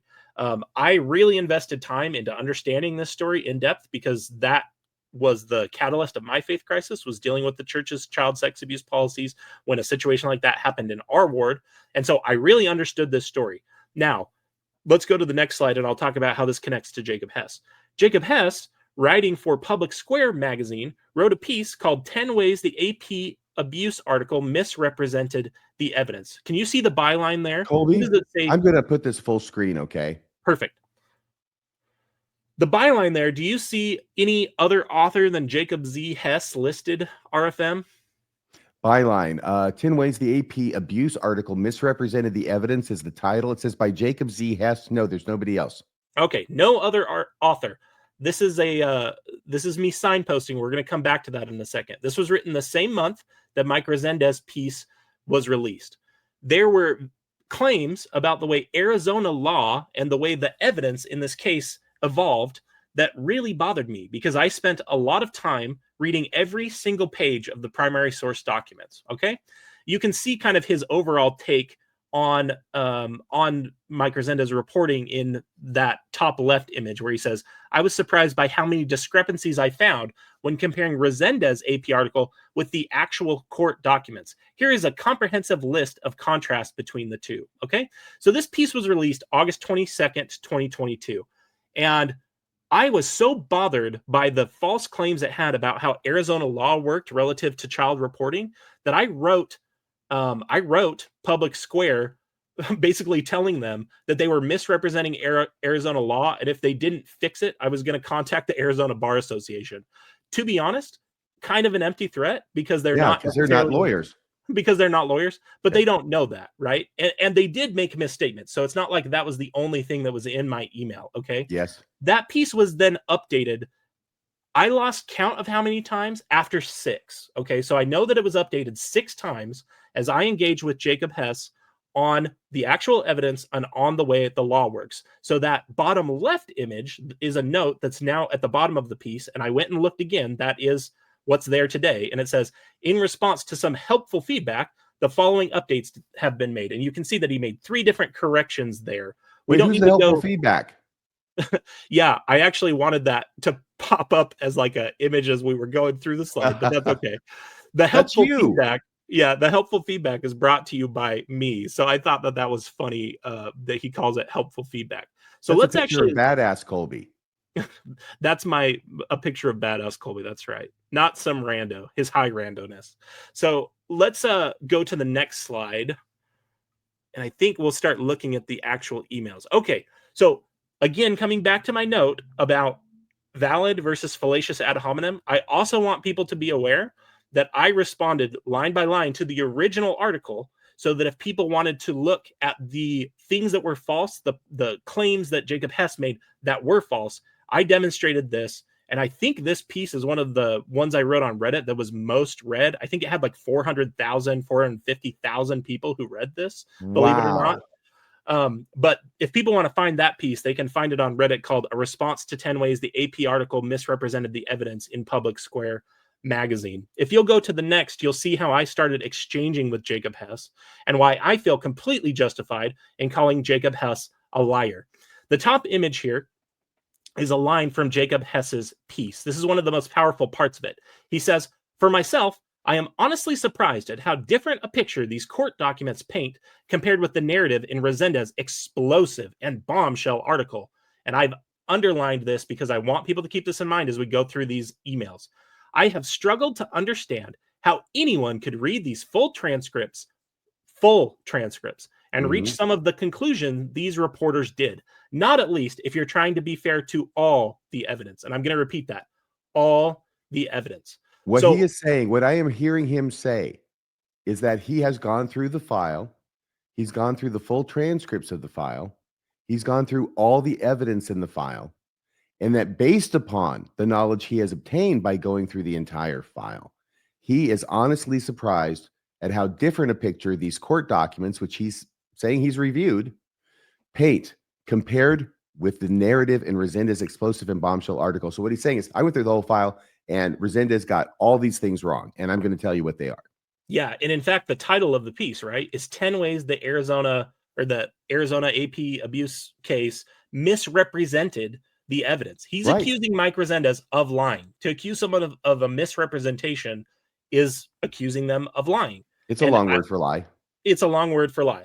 And you can even see, I agree with everything you just said. I don't think there's any other way to read it reasonably than that's what he's saying. So what's then on the bottom of the screen, and I'll read this because I know it's small, but I want people to pay careful attention to this. This is the email exchanges I had with Jacob Hess over about a month. So after Jacob corrected the misstatements of Arizona law, people who want to understand why he made those corrections, they're highlighted on that one of those first slides that we looked at. But here is an email from me to Jacob Hess, because one of the points he's making right before this point that we just read, where he's saying that Mike Resendez is misrepresenting the evidence, is he's saying that Mike Resendez is implicating the church and implicating the bishops that were involved in that sex abuse case in a way that is not justified based on his review of the evidence. And so here is the email I write to Jacob Hess to basically say, how in the world can you say this when this evidence exists in the file? So About I said, when was it that you wrote this email? Do you remember? Was it shortly after August of 2022 when he published his first article? yeah, it probably would have been in either the last week of August or the first weeks of September. We exchanged emails back and forth, a number of emails, probably about 10 or 12 over the course of about a month, maybe two. And so that's where this is coming from. So this email I'm about to read is from me to Jacob Hess, pointing out that Mike Resendez is not lying. I said, if you are open to other feedback on your piece, I find it beyond insulting that you continue to imply that Mike Resendez lied and misrepresented the evidence when you yourself have done the same. I read every single page of the documents at the link you provided at Mormon R. Mormon R is a landing page where you can get access to those primary source documents. And I said, I read all of those documents at the link you provided after reading your piece to decide for myself. Here are some of the big ones you've ignored. Number one, the statement of the sentencing judge condemning Bishop Herod for his lack of action. So I'm going to read directly from the court transcripts what the judge who was sentencing the wife in the case, because Paul Adams committed suicide while he was waiting trial, and the wife was charged and was convicted and was sentenced. And this is what the sentencing judge, who heard all of the evidence involved in this case, had to say. He said, Miss Adams, if you had done what you should have done and could have done in either 2010 or 2011, it's a little unclear to me whether it was the 1 year or the other year, when you first learned for a certainty what your then husband had done with M1. They're using M1 as a stand-in for the first victim, the first minor child. Your older daughter, if you had called the police, I didn't hear from the bishop directly. He wasn't here to testify. I'm hesitant to make judgments or pronouncements about his situation when I haven't heard it from him. But I will say, had he called the police or taken some other action, rather than apparently acted out of hope, rather than out of some sense of responsibility for these children, had you done something, Miss Adams, back in 2010 or 2011, these crimes wouldn't have happened. Count 1 happened in June 2015. Count 2 happened from somewhere between or within the same time span of March 29th, 2015 through February 8th, 2017. Those things wouldn't have happened if, when the bishop called you in here, listen to what Paul is telling you about raping at that time, your only daughter. If you had done something, if the bishop had done something, if someone had acted out of a sense to help these children and not worrying about, am I going to get into a problem with the church or things along those lines, whatever people were thinking, if people were acting out of a sense of responsibility for these children, then these two crimes wouldn't have happened at all. Against the older child, M1 would have still been the victim of Mr. Adams' conduct up to that point, but it wouldn't have continued. It wouldn't have continued for years. And M2, this is a minor child who was born after the abuse had already been reported to the bishops, by the way.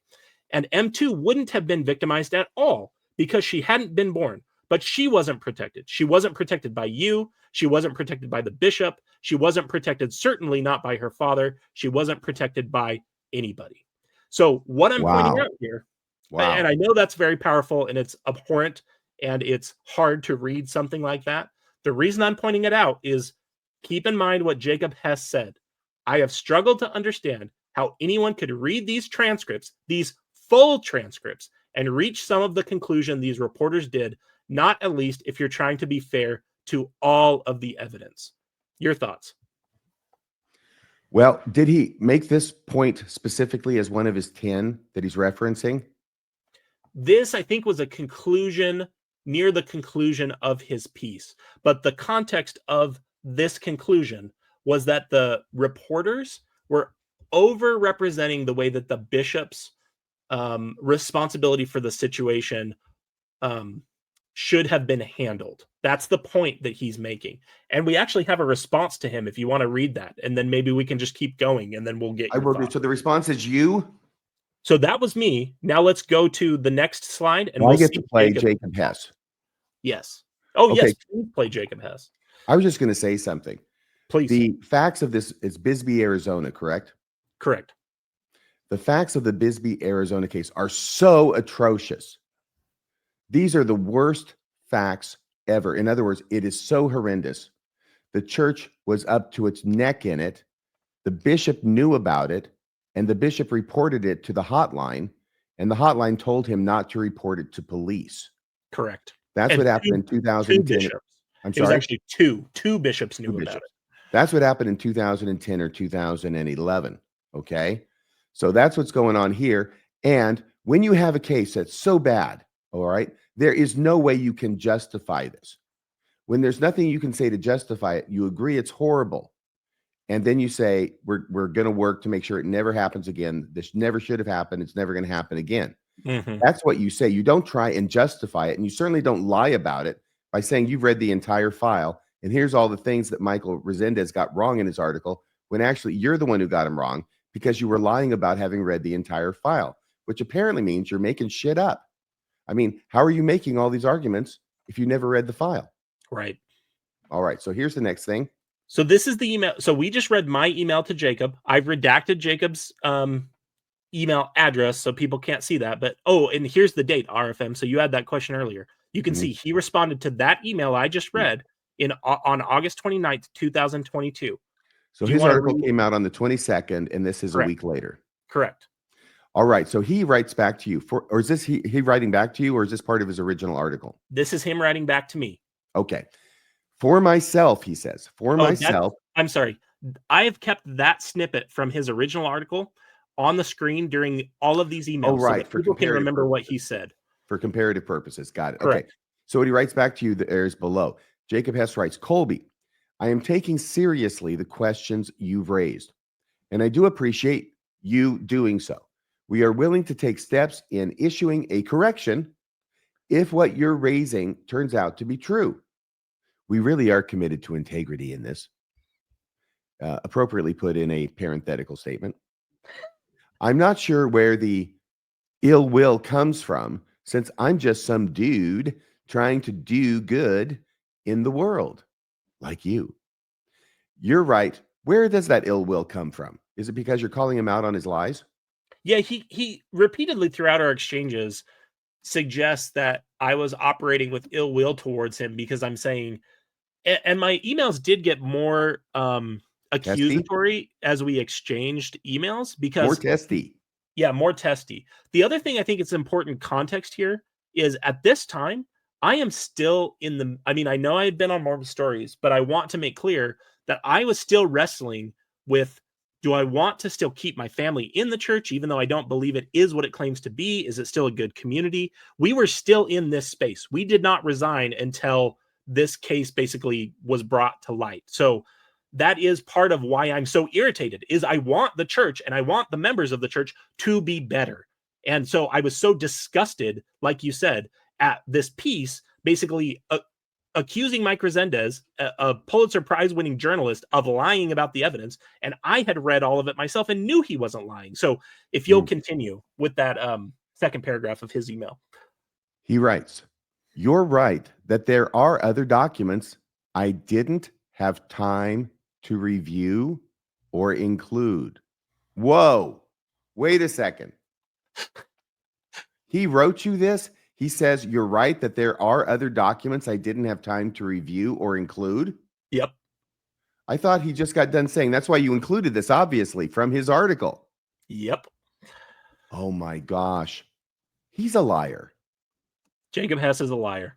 Yes. He says, I didn't have time to review or include, choosing to focus on the documents that demonstrated the primary sources, the bishops themselves. Oh, the primary sources, the bishops themselves. Okay. I will be adding more acknowledgement of the comments from Resendez that also conflict with the bishop's statements. So when he says that, is he saying he's going to modify his article in order to acknowledge that Resendez was right in the comments that Resendez made about the bishop's statements? Yes, and those changes were made over time. So if you remember when we first looked at the note that he has at the bottom of the piece today, one of the 3 changes that he made was this exact point. The funny thing is he doesn't remove this paragraph that I have highlighted at the top for people to be able to look at it. So his just like Austin Fife, he can be absolutely wrong about the facts and his conclusion doesn't change. Well, how is it that he gets the bishop's statement so wrong and he has to correct him when he says in his email to you in the sentence right before that he didn't read all the arguments, but he focused on the primary sources, the bishops themselves? Yeah, part of the complication there is there was the original criminal prosecutions that started of Paul, and Liza is the wife's name, Liza Adams, back in an earlier time frame, and then there was a civil case brought against the church and against the bishops, which the church prevailed on a motion to dismiss and celebrated the win, by the way. Congrats on your big victory there, church, in defending We're pleased with the decision the judge made. They were pleased with the decision the judge made. So when he's saying, by the way, when he's saying that he prioritizes what the bishop's saying, what he's really doing, since you and I are lawyers, we know how this works. He's prioritizing the bishop's sworn statements in the civil case over what was originally investigated and found in the criminal prosecution. So that's another important thing to highlight here. When we're evaluating Mormon history, apologists say all the time that you want primary sources and you want earlier sources are usually preferred to late. But here, when it's convenient, they're more than willing to just take the bishops at their word on their involvement. Keep in mind, they were being directly sued in addition to the church. And these are statements made years down the road and are probably, since they were just affidavits and sworn statements, they are probably written by attorneys, not by the bishops themselves. The original investigation was FBI agents, or at least one FBI agent, investigating and questioning the bishops. And that's where the sentencing judge formed her conclusions. I think it was a her, if I remember correctly. Well, that seems interesting to me because as an attorney, I would love to have some late statements so I could compare them with the much earlier statements that they made when the police were investigating it. So then you can see how consistent are they in their statements. Yep. And so to go back to your question, you asked, this line, he says, I will be adding more acknowledgement of the comments from Resendez that also conflict with the bishop's statements. That's what he's highlighting, because this was only one of the statements that I pointed out to him supported Resendez's conclusions. Okay. Well, he goes on continuing to write, I was aware of these conflicts in the writing. What? I was aware of these conflicts in the writing, but he didn't mention them? Is that what he's saying? Really? Yep. That's exactly what he's saying. Are you kidding me? He's admitting to knowing about conflicts in the different statements of the bishops, but he didn't write about them? It was a trap. It was a trap. Wow. Yeah, he's a liar. He's a liar. And he writes for the Deseret News. Well, I guess you got to tell a certain quota of lies before you get made a staff writer there. Okay, so he says, I was aware of these conflicts in the writing, but they simply expand my conclusion. Oh, this is why I didn't write about them. All the contradictions in the earlier statements, I didn't write about them because they simply expand my conclusion rather than undermining it. Is that true? Well, I mean, what we have above is the conclusion, and I just read the sentencing judge's comments. He's saying that he was aware of them, maybe because he also says I didn't have time to review everything. It's just such a jumbled mess when they're called on the carpet for what they've done. They just, it's exactly like Book of Abraham apologetics. If I can't give you one clear answer, maybe 5 bad ones will do. That's what it feels like. Yes. He says it's harder to understand why the federal agent would misrepresent what the bishop told him in the interview. But that's my honest conclusion. Bullshit. It's not your honest conclusion. So if I'm understanding this now, Kolby, what he's saying is, earlier on, years before, when the federal agents, when the FBI is investigating this thing criminally, right? They interview and they write down what it is that the witnesses told them, okay, including the bishops. Then years later, now that the church is being sued civilly, the bishops give statements that are typed out and written by their lawyers for them to sign. There are conflicts between the two.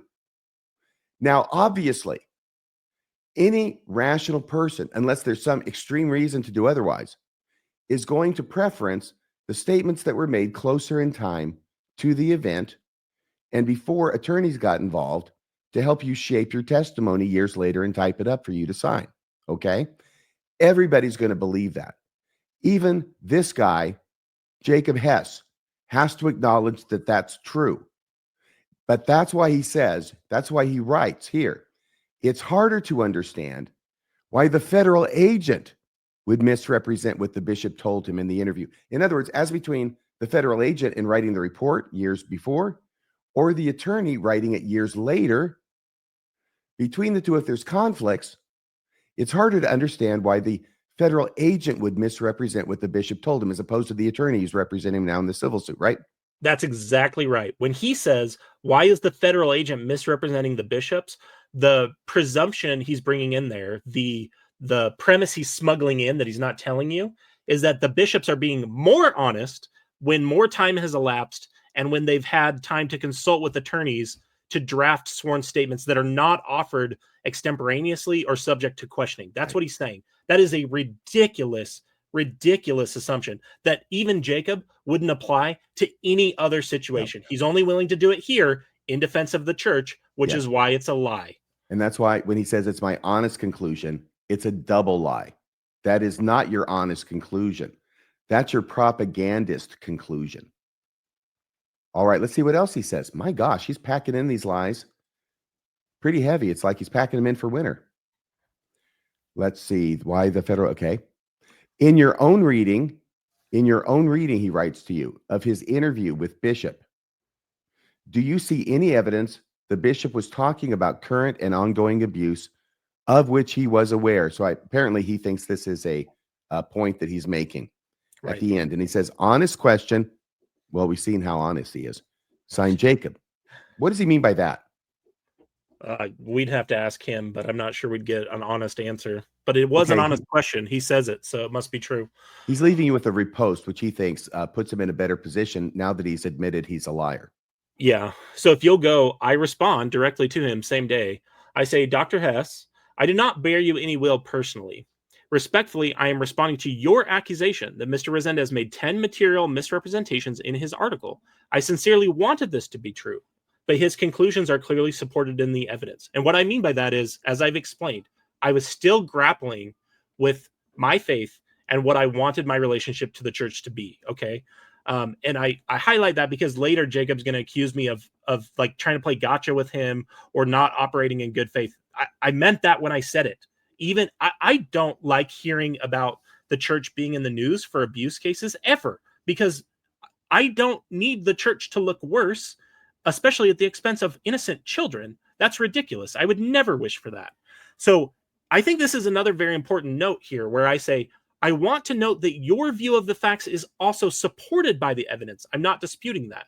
And what I mean is, in every legal case, there are two sides to the story. There's evidence that supports one theory, and there's evidence that supports another theory. So if Hess had written his piece and said, here's what Mike Resendez says, but here's all this other evidence that indicates he's maybe wrong, I wouldn't have had as many problems with that. But remember what he claimed.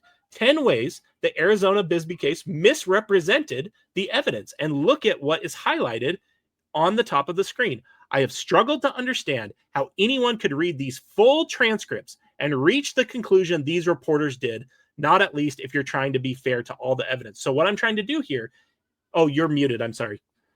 So what Mike Resendez did was he went back and he looked at the original statements that the FBI gathered. Right. And this is amazing. Right. What is this guy doing? I guess he can't get a job at any real newspaper. No. And it's not even his training. He has a PhD in like community psychology, by the way. So And I continue in this email. I say, what I am disputing is your belief that your version of facts is the only correct one when you call the other interpretation a misrepresentation. This line you wrote in particular is hard to stomach when you have just told me you didn't even read the entirety of the documents yourself before writing it. And it's that same line we've hit a number of times. I'm not going to read it again since I just did. And then I say, you quote his article back to him. Right. And then I say, I mean, did it not give you any pause to write a line like that when you yourself had not reviewed all of the evidence? Because remember, he said that directly to me. And that's exactly what it says. That's why I said, I'm reading this. This is what I'm understanding him to be saying. Right. And then I say, I am glad that you will be addressing the additional information you did not review prior to publication. I would simply suggest that when we're not fully aware of the facts of the case before we've reached a conclusion, we are engaging in conclusion first reasoning. Deciding what we believe to be the most reasonable approximation of the facts should come before a conclusion. Very good. And I think we get, By the way, I think we get another response. And I didn't mean to cut you off if I did, but even if I didn't, I think that underlined comment from you bears reiteration where you wrote, I mean, did it not give you any pause to write a line like that, claiming that you'd read all of the files and all the documents in the files? Did it not give you any pause to write a line like that when you yourself had not reviewed all of the evidence? Right. Great question. What I'm really asking is, can you explain to me why you're not a liar? That's really what I'm asking in what I think is a nice way to say, can you explain to me how you could write something like that when you just told me you didn't do what you said you did in the piece? Right. And this Tell me is how his this isn't a lie. It's amazing how many apologists for the church don't read the sources that they cite. Amazing. Yeah. Or they do read them and then they twist them and they lie about them and they lie about what they say. So this is another one. This is from Jacob Hess coming back to you. Yep. This is September 2nd now of 2022. He writes, hey, Kolby, just wanting you to know I haven't dropped this. I've spoken with multiple people and my own understanding is definitely growing. I'm midway through an update that I will be sharing with you formally, having made some of the updates on the webpage already. So he's listening to some of what you've got to say at least. Mm-hmm. But he says, but not all, and wanting to review them with several people, including you, before saying it's finished. Out of all of this, as incredulous as you may be to hear it, I'm really quite grateful for you, trusting you to hear some pretty unvarnished pushback. I'm really quite grateful for you trusting me to hear some of your pretty unvarnished pushback. I'm learning some important things from it. I still think you may be misreading my intent. Nonetheless, I found this exchange fruitful. Who the hell cares about his intent? Right. You got all this crap wrong. You're acknowledging you got all this crap wrong. When you're the guy who wrote the front page article about it, you know what I mean, for Deseret News? Right. You got all this crap wrong, which you could have gotten right if you just done what you claimed you did in the article, which was read all the documents in the file. But no, Kolby does that. He calls you out. You do change some things, and that's to your credit. But then you go, Mott and Bailey, right? The Bailey's all the misrepresentations. Now that you go to the Mott of, or maybe have it backward again, but of your intent. Oh, I didn't intend to misrepresent. I got all these things wrong, and you're calling me out on it, and thank you for it, but I didn't intend to. So now the argument goes from intentional misrepresentation to unintentional misrepresentation is what he's doing. Well, and notice how he's claiming that privilege for himself, but Mike Resendez is a liar and misrepresented the evidence. Is it like, even if we took Jacob at what he's saying at face value, why can he not give the same charity or extend the same charity to Mike Resendez? No, he has to accuse Mike Resendez of lying because that's what the faithful want to hear. They want to hear that Mike Resendez lied, that there's nothing to see here. Yeah. And that's the real problem with this type of stuff. When reporters, I shouldn't even say reporters. He's not a reporter. He's a propagandist. Mm-hmm. He doesn't have any credentials to be a reporter. He's a hack. He's a hack. And because he writes what they like, now he has a job at Deseret News. And what I'm highlighting is this is the problem with them not taking the time to get stuff right, is members read this first piece and had no idea at what really happened behind the scenes and the way that he had done the exact thing he'd accused Mike Resendez of. So they went away, if they read his piece and said, Mike Resendez is a liar, I don't have to think about this. I don't have to be uncomfortable. That's what happened. And he bears no responsibility for that. There's no even recognition that he cares about the fact that he gave people a false impression of the facts. Sorry, if you'll continue. Where is he publishing? Is he publishing these corrections in the Deseret News? This is not in the Deseret. So this piece was not in the Deseret News. He works for the Deseret News today. It was in Public Square magazine, which is another specifically Mormon piece. Right. And this was shared a lot. It was read by thousands and thousands of people. That's why I wrote the response to it originally. And then when I noticed the problems, I thought, I'm going to do what he didn't do to Mike Resendez. I'm not just going to say that he's a liar. I'm going to point out to him where he's wrong and see what he does with it. That's exactly what I did. And so did he publish did they publish the corrections that you pointed out in the Public Square magazine? Yes, that's with the help of helpful feedback. That's the notes at the bottom. Helpful feedback. That was me. That's why I added that picture. Got it. Okay. Now he's going to make another highly suspect statement in order to once again distance himself from wrongdoing. Let's see if I can read this one. He does say, nonetheless, I found this exchange fruitful, and then he launches into it. One point I would like to clarify today. He should say, one lie I would like you to believe. One point I would like to clarify today before the long weekend is that my co-author. Whoa. What do you mean co-author? That was just you, baby. You know it was just you, and that's why you had me. Look at that, right? Okay. That's exactly why. 10 ways, upper left, the AP abuse article misrepresented the evidence by Jacob Z. Hess. There is no co-author. Right. No co-author, Jacob. None listed, none who wants to put their name on it. But that's okay, because he's got an excuse for that as well, I bet. Well, actually, can you go back to that real quick? While we're on that page, since we've talked about it now with the context, I want to read this note. In response to some helpful feedback, Kolby Reddish, that's where it came from, the following updates have been made. Number one, an acknowledgement in number two, his misrepresentation number two, that Agent Edwards, this is the FBI agent, likewise promoted the idea that John Herod, one of the bishops, was more aware of ongoing abuse, contrary to the former bishop's own words. Number two, elaboration in what he accuses Mike Resendez of misrepresentation number three, and how the references to multiple counseling sessions may have been misunderstood by those who don't appreciate how Latter-day Saint leaders often meet repeatedly to help someone repent from a past misdeed. In that same point, I, not we, added an important insight from Daniel Burgess about the need to do a better job inquiring more to ensure that no further abuse is happening, and the apparent failure to do just that in this case. And number three, more explicit acknowledgement in number 6, which dealt with Arizona law, that bishops did not sufficiently understand their option to report, a limitation that appears to have arisen from their call with lawyer Merrill Nelson. And there was reporting on that follow-up from Mike Resendez to basically say, yeah, Merrill Nelson gave them the wrong impression of Arizona law. They were not constrained in reporting. So with that context, sorry, go ahead. Sorry, you finish off on that. No, I just wanted to say, now that people can kind of understand how this all evolved, those are the corrections that he had to make as we continued with these exchanges. So when you're asking, how did he incorporate these edits?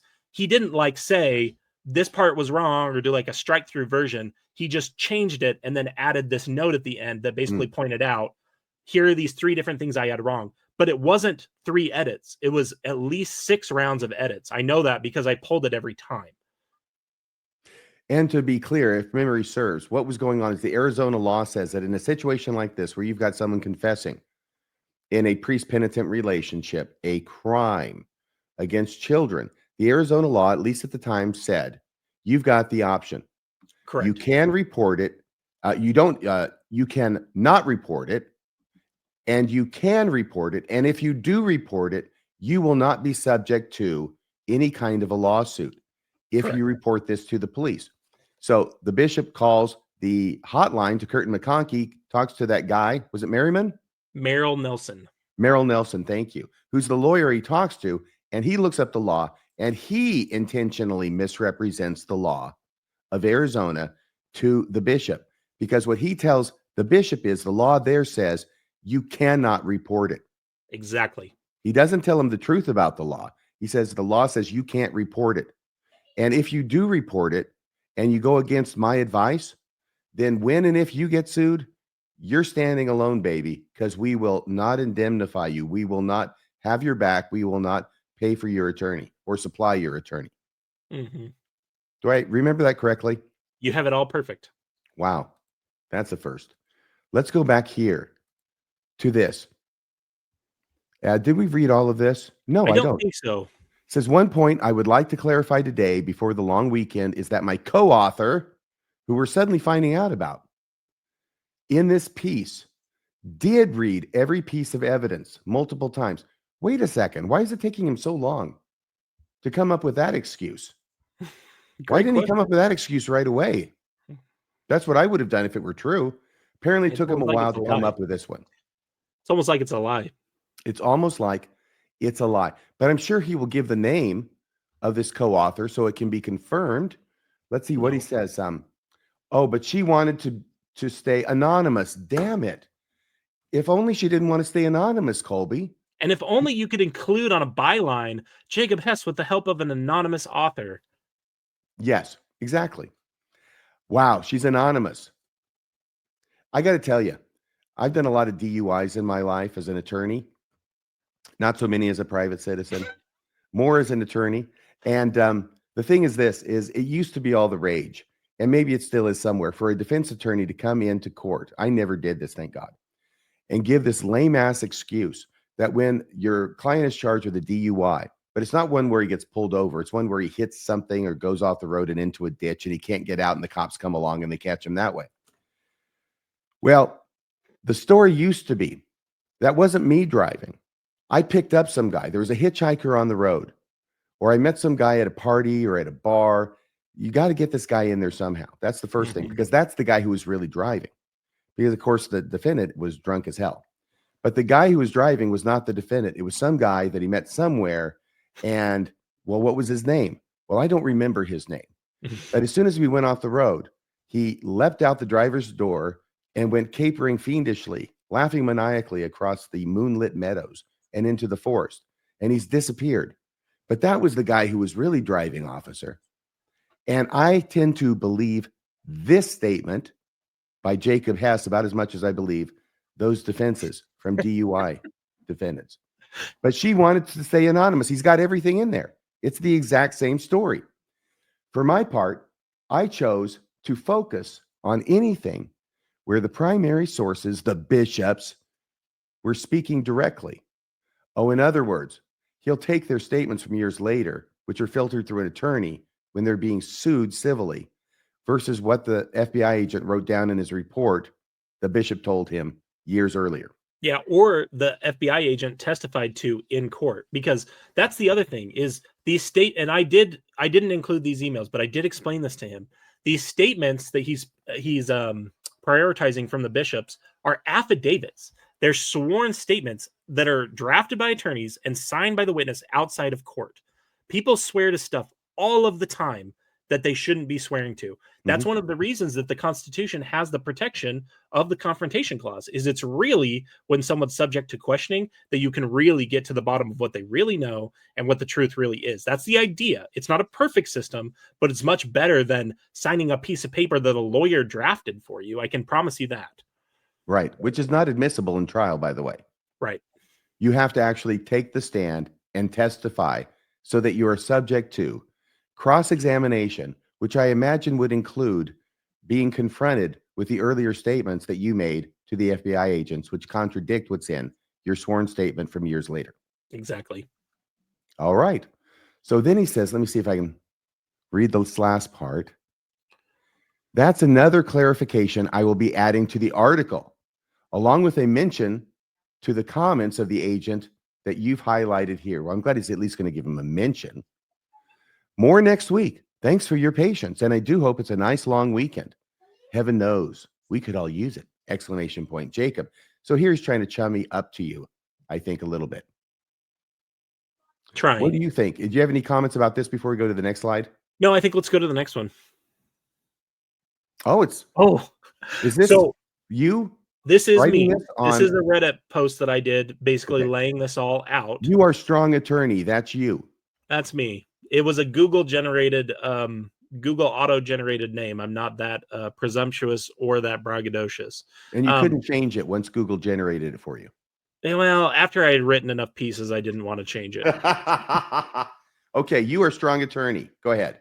Yeah, and that my tag there, unobescent, has now been changed to his high randomness for what it's worth.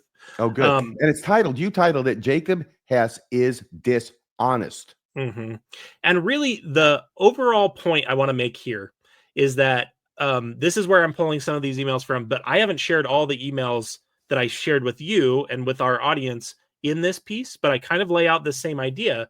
And one of the things that I want to highlight is that when you're given the chance to correct a misstatement and you don't do it, to me, that's a lie. And so I feel very comfortable calling him a liar, calling him dishonest, because there are so many things about this that are problematic. One, we're dealing with all these documents that he literally says, I didn't read, while he says in his piece that he did, or his anonymous co-author did.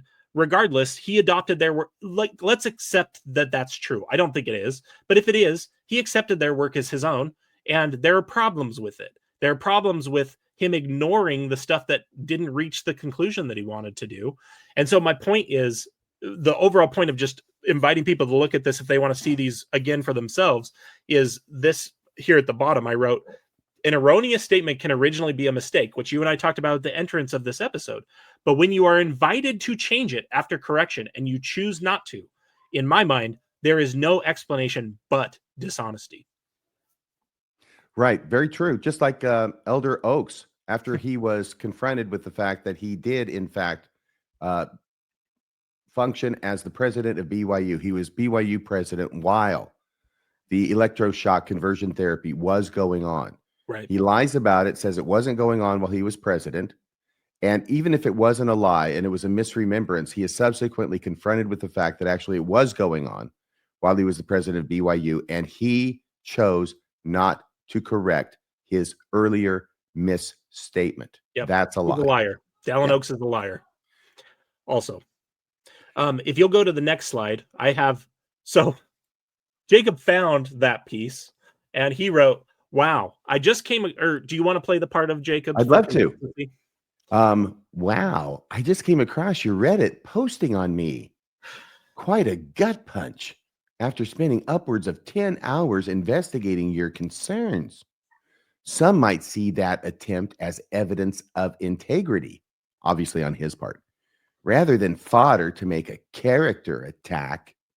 I'm not looking for your explanation, Mr. Strong Attorney. I'm just letting you know this was pretty hurtful. I guess because I had trusted you to be in good faith and not publicize my lies. And I wrote back to him, and he never responded to this email. This Jacob, is the last email. This is it. Jacob, I responded to you on Reddit, but I am truly sorry if you now feel I was operating in bad faith. I tried repeatedly to provide a fuller picture of the evidence for people reading your article on Facebook and the comments on the article itself. They were repeatedly removed by someone at Public Square. If you feel I have actually misrepresented our conversation in some way, I'm happy to correct it and apologize publicly for any mistake I've made. You'll doubtlessly will not believe this, but it is the truth. Please correct me in my complaints if I misunderstood what you told me. I am sure you're generally not a dishonest person, Jacob. I'm actually sorry for that gut punch. I am. But as I said in September, I do continue to feel like certain lines from your piece, the ones attacking Resendez, are incredibly misleading. In other words, what I'm saying is, it's never fun to be called a liar, but maybe don't be a liar. You were a liar. You lied, and I called you on being a liar, and that's what makes you feel bad. It's not because I'm a bad person. That's how I feel. I don't know. What's your overall takeaway from the exchanges? Well, my overall take is that this is the worst lying because it's about the most serious subject. I don't know. They're all lies. They're all palpable. But this one is about it's so serious. Mm-hmm. When you're talking about the child abuse and the church covering it up, which happened, he's there to run interference, to publish an article full of lies in order to make the church look better, right? Mm-hmm. And now you call him out on it. You go back and forth. He doesn't really do much in order to correct what it is that he said. He kept that line in there, like you said, the entire time. And you publish about it on Reddit. And his response is, I lied You told other people I lied, and that hurts my feelings. Yeah, that's basically it. Okay. My last little slide here, and this is a longer clip, but I want to include this because we've called people liars, and I think they are liars. But here's my olive branch of charity is I think if I'm being as charitable as I can be, I think there is this situation where people get so invested in their religious narrative and so invested in the conclusion that just like we saw with Jacob, just like we saw with Austin Fife, we will get these situations where they truly just lose the plot. Okay. And what I've done to kind of make this point is we're going to move away from Mormonism for a second. We're going to talk about a Christian apologist named William Lane Craig. Okay. When I left the church, there were so many people who told me, we're so happy that you've left Mormonism now and left all that Joseph Smith stuff behind. Now you can find the real truth. Yeah. Now you can find the true Jesus is actually what they told me. And they often touted William Lane Craig as being one of the best Christian apologists. Undoubtedly, every Christian, post-Mormon or still never Mormon Christian that's listened to this is going to tell me that I'm completely wrong and William Lane Craig is absolutely bunk and I need to go look at Sean McDowell or whoever. Yeah, you have this piece and I commented on this. And I've never publicized this clip and my take on this clip, but I think it's a very interesting one to try and extend an olive branch to these apologists who we've called liars. I still think they are liars, but here's my attempt at charity to say, maybe this is what happens, okay? William Lane Craig is an American analytic philosopher, Christian apologist. His most famous argument for the existence of God is what is known as the Kalam cosmological argument, which is everything that exists, everything that begins to exist has a cause. The universe began to exist, therefore the universe had a cause. You'll notice in that argument, that syllogistic argument, it doesn't say anything about God. No. Craig smuggles all of that into his Kalam cosmological argument. Because it had to be God. Who else would because it had to be God, because otherwise it doesn't make any sense. Right. There are a lot of problems with the Kalam. I'm not going to deal with the Kalam. I also have on the screen the biography from Wikipedia of Sir Roger Penrose. Are you saying Kalam? What does that mean? Kalam. It's actually a term from Islam. It's something that came out of Islam. Islamic philosophers actually came up with this idea of the Kalam cosmological argument. So I think it's in their language. I think it's in Arabic. Okay, like Maimonides may have come up with it. Maybe, I don't know off the top of my head, but I know that the most famous version of it today is what William Lane Craig does. I just needed to drop the only name of the name of the only Islamic philosopher I know. Perfect. That's all I was doing. And William Lane Craig is still so he's a professor of apologetics. He has a PhD in philosophy. He's a very intelligent person. He's a very, very gifted debater. Jacob Hansen also loves William Lane Craig. So in the case that Jacob Hansen watches this video where we call him a liar, I want to shatter his image of his the guy he puts up on a pedestal, because this video we're about to watch is an exchange between William Lane Craig, who again is a theologian. He has no training in the sciences, okay? And the other individual that I have listed here on the screen to give his background, and he's in this clip with William Lane Craig, is Sir Roger Penrose. He's an English mathematician, a physicist, a philosopher of science, and he is a Nobel laureate in physics. His Nobel Prize was in conjunction with Stephen Hawking for confirming the Big Bang cosmological model that we use today, okay? So look at the difference between these two individuals. We have a theologian and an apologist, and we have a Nobel-winning cosmological scientist and physicist who knows about the origins of the universe basically about as much as anyone can, right? Wow. So we then move to this clip, which is from, this is an excellent podcast for people to listen to. And I love the way that this is Justin Brierley's podcast called The Big Conversation on Premier Unbelievable. And he has people with opposing views who get together and have civil conversations. So that part of it, I absolutely love. Yeah. This is a little bit of a longer clip where one of Craig's biggest arguments for the existence of God is this idea that the universe is fine-tuned for life, okay? Mm-hmm. And I'm only doing so much staging here to explain to people the charity that I want to extend to these apologists, to say, I want people to watch William Lane Craig as he has this argument with a scientist upon whose work Craig's apologetic work relies. Craig's books reference Penrose's scientific work, and we're going to see William Lane Craig argue with this Nobel Prize winning physicist in cosmological sciences about cosmological science. Again, Craig has no training in the sciences. So he's going to argue with the physicist about what the physicist meant in the physicist's own book that the physicist wrote. Exactly. And then I'll kind of offer my concluding thoughts after that. Here we go. Oh, I got to come over here. Here we go. Now, wait a second. I don't hear it, but it might be because... Well, in the contemporary literature on fine-tuning, there are basically three explanatory options.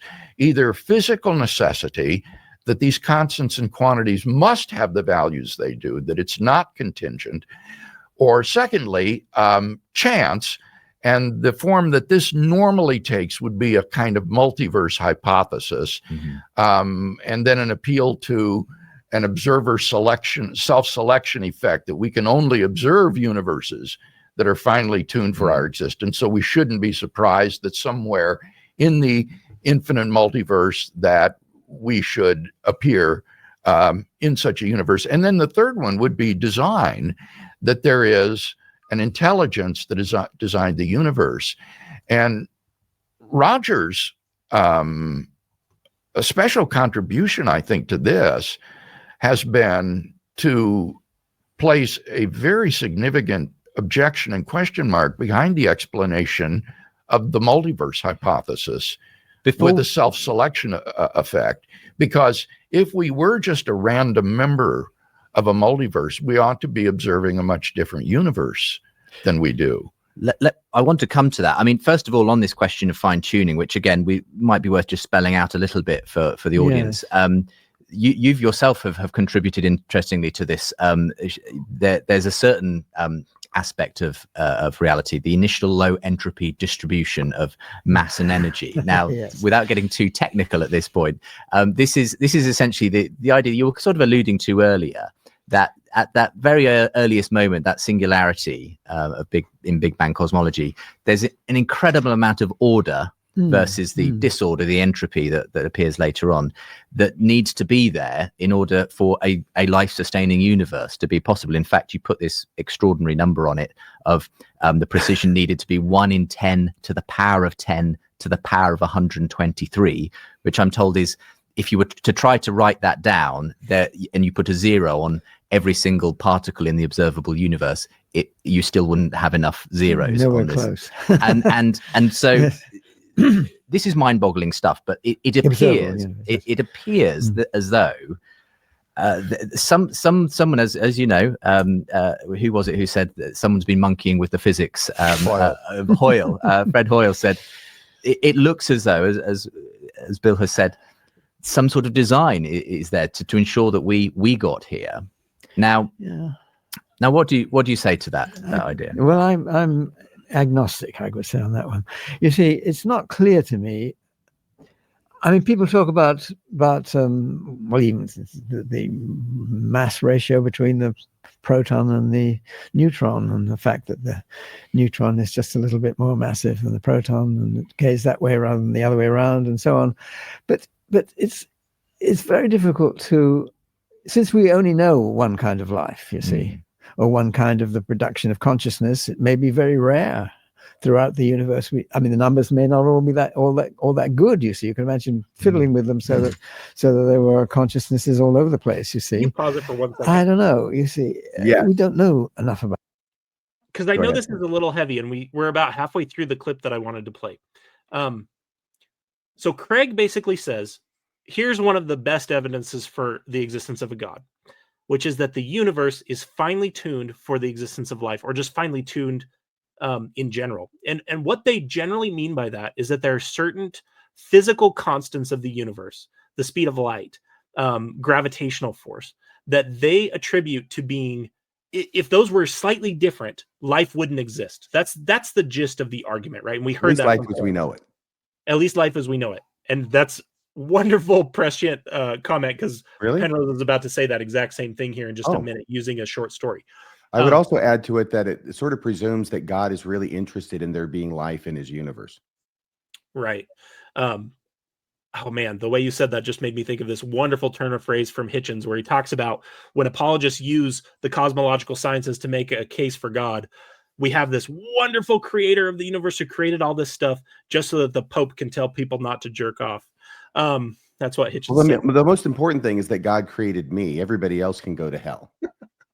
But I think that's where this comes from, right? It's very egocentric. And I mean that not in a unkind way. Yes. I just mean it's very much, it's all about us. Yes. Even the universe is about us. And in response to this fine-tuning thing, Craig says there are basically three arguments, right? They can't be any different, so it has to be that way. Necessity. Multiverse hypothesis, which is basically like we're just really lucky, basically is what it boils down to. Or 3, design. We obviously know which one Craig wants people to believe. Yes. But I want people to notice, before we even get to Roger's response, notice the premise that he smuggled in, which is that there is fine-tuning that exists in the first place. We live in a universe, and we have access to one universe where there are set constants of the universe, and we have no idea that those physical constants could be any different. This is different than arguing that they have to be that way. It's saying that we have no access to any other universe. And I think that's what Roger really just started to say, which is we only have access to this one local presentation of the universe. Do you have any thoughts before we continue? No, not beyond what I've already said. Great. Okay, So let's see how keep this going. plays out. About that. And there's some nice examples from science fiction which show different I like the one, Fred Hoyle's idea of the black cloud, you see, where this was a completely different way of imagining a conscious being, which was this huge cosmic cloud which communicated, I guess, by electromagnetic signals and things like that. The other story which I like to refer to is one by Robert Forward, which was a Dragon's Egg, I think was the name of the story, where there was a neutron star which came close to the sun, and the people on the Earth went to explore it, and it turned out that there were living beings on this neutron star, which instead of using chemistry, they used nuclear processes. And this means that their lives and evolution took place millions of times faster than us. And how you can make a story with this complete imbalance was an amazing achievement, I thought. But they even had a religion which took place in the Cheelers, which were the inhabitants of this neutron star. And when the Earth thing came close to them, they built their complete religion on the star, which appeared, you see. You're muted, RFM. I keep doing that because I'm coughing a lot, and I apologize, but it's better than me coughing. No, when they flash over to William Lane Craig, that's the guy with the long hair, right on the right. Yep. When they just flashed over to him, he's looking like a guy who is kind of not following this. He's out of his league. He doesn't want to be hearing this, and he's not sure that this is really helping his argument. He's kind of got the look of a guy who's got a stone going. Right. He looks that's exactly right. He looks like he's in pain. Like he looks or he smells something really unpleasant. It's one of those two. Yeah, but remember how this all started, which is him saying, I believe in this idea of fine-tuning, and I obviously believe it's design. And your work, Roger, has indicated that this other possibility isn't an option. So this is the reason that this clip came to my mind, is because when we were talking about this episode, I was reminded of our Ghost Committee episode that we did, or the episode that incorporated the Ghost Committee, where Dan Peterson argues with Royal Skousen about what Royal Skousen believes and said. And we're going to see the exact same thing from William Lane Craig here in just a moment. Okay, here we go. So do you think it's I mean, these are obviously stories, but do you think it's possible in a sense that some sort of conscious reality could exist even in the absence of the physical sort of carbon-based life that we obviously need? It could have been done very differently, in a totally different. You see, there are many different parts of the universe where the physics is very different from what it is on the Earth, and maybe a different kind of life could have evolved there. And I have no idea. Just that we don't know. There are puzzles, right, which look like coincidental things. And one of the first ones was Hoyle's thing about the energy level of carbon, which hadn't been there. Then then you couldn't have got beyond evolution. Well, Bill, what's your response to these sorts of ways of dealing with the fine tuning? Well, this is fascinating to me because, as I understand you, Roger, you're not advocating either physical necessity nor chance via the multiverse hypothesis and self-selection effect, nor design, but rather you would simply deny the fact of fine-tuning altogether, that the universe is not fine-tuned for I think embodied deny is too consciousness. strong. I say I don't know. You don't know. Yeah. And to me, that is highly implausible. We just find example after example of fine-tuning in contemporary physics, and it seems to me to be a desperate expedient to deny that it exists. In the absence of fine-tuning, there wouldn't even be matter. There wouldn't be chemistry. So the idea that other forms of life would evolve, I think, is logically possible, but it's not, I think, the most plausible solution to the problem. Well, I mean, we just know so little about what constitutes life and how it. I mean, we have the universe we have, and you could imagine fiddling with the numbers and making them. To what extent that freedom is even there mathematically isn't clear. Yeah. So what we see there, this is my take, and then I'll get your take. What we see there is a theologian who has no scientific training arguing about science with a Nobel Prize winning scientist in that scientist's field. There is no one who is better slated to know about contemporary physics. That's something that Craig says at one point, right? It seems a desperate expediency to deny fine-tuning. I would say the best example of desperate expediency in that clip is that Craig will somehow, something gets broken in his brain that he thinks he can argue with a Nobel Prize winning cosmological physicist about cosmological physics. And this is the important point. The same physicist upon who his own work relies. So this is the same exact situation we saw with Dan Peterson and with Royal Skousen. And this was my last little thought of the olive branch that we could offer these guys to say, if you're not lying, then you are so strongly tied to your conclusion, just like we just saw from William Lane Craig, that you need to reevaluate the way you're thinking. If you're arguing that type of way, where you're willing to argue with someone who is better slated to know I'm not saying us, I'm saying these people are often arguing with the evidence itself. And that's exactly what Craig is doing. And so if these guys aren't lying, then they're doing the exact same thing that Craig is doing in this clip. And that to me is the inherent ego of apologetics, is I already know the conclusion. And just like we've heard from Kerry Muhlestein over and over again, I'm going to fit all the evidence into that conclusion. It's just what Craig was doing. And if these apologists that we've highlighted in this episode aren't lying, they're engaged in the same exact thing, and people shouldn't trust them either direction. I will put it differently. They are lying because that's what they're doing. That's why they're lying, to make the church look better than the church would look if they told the truth, just like I started with. I love it.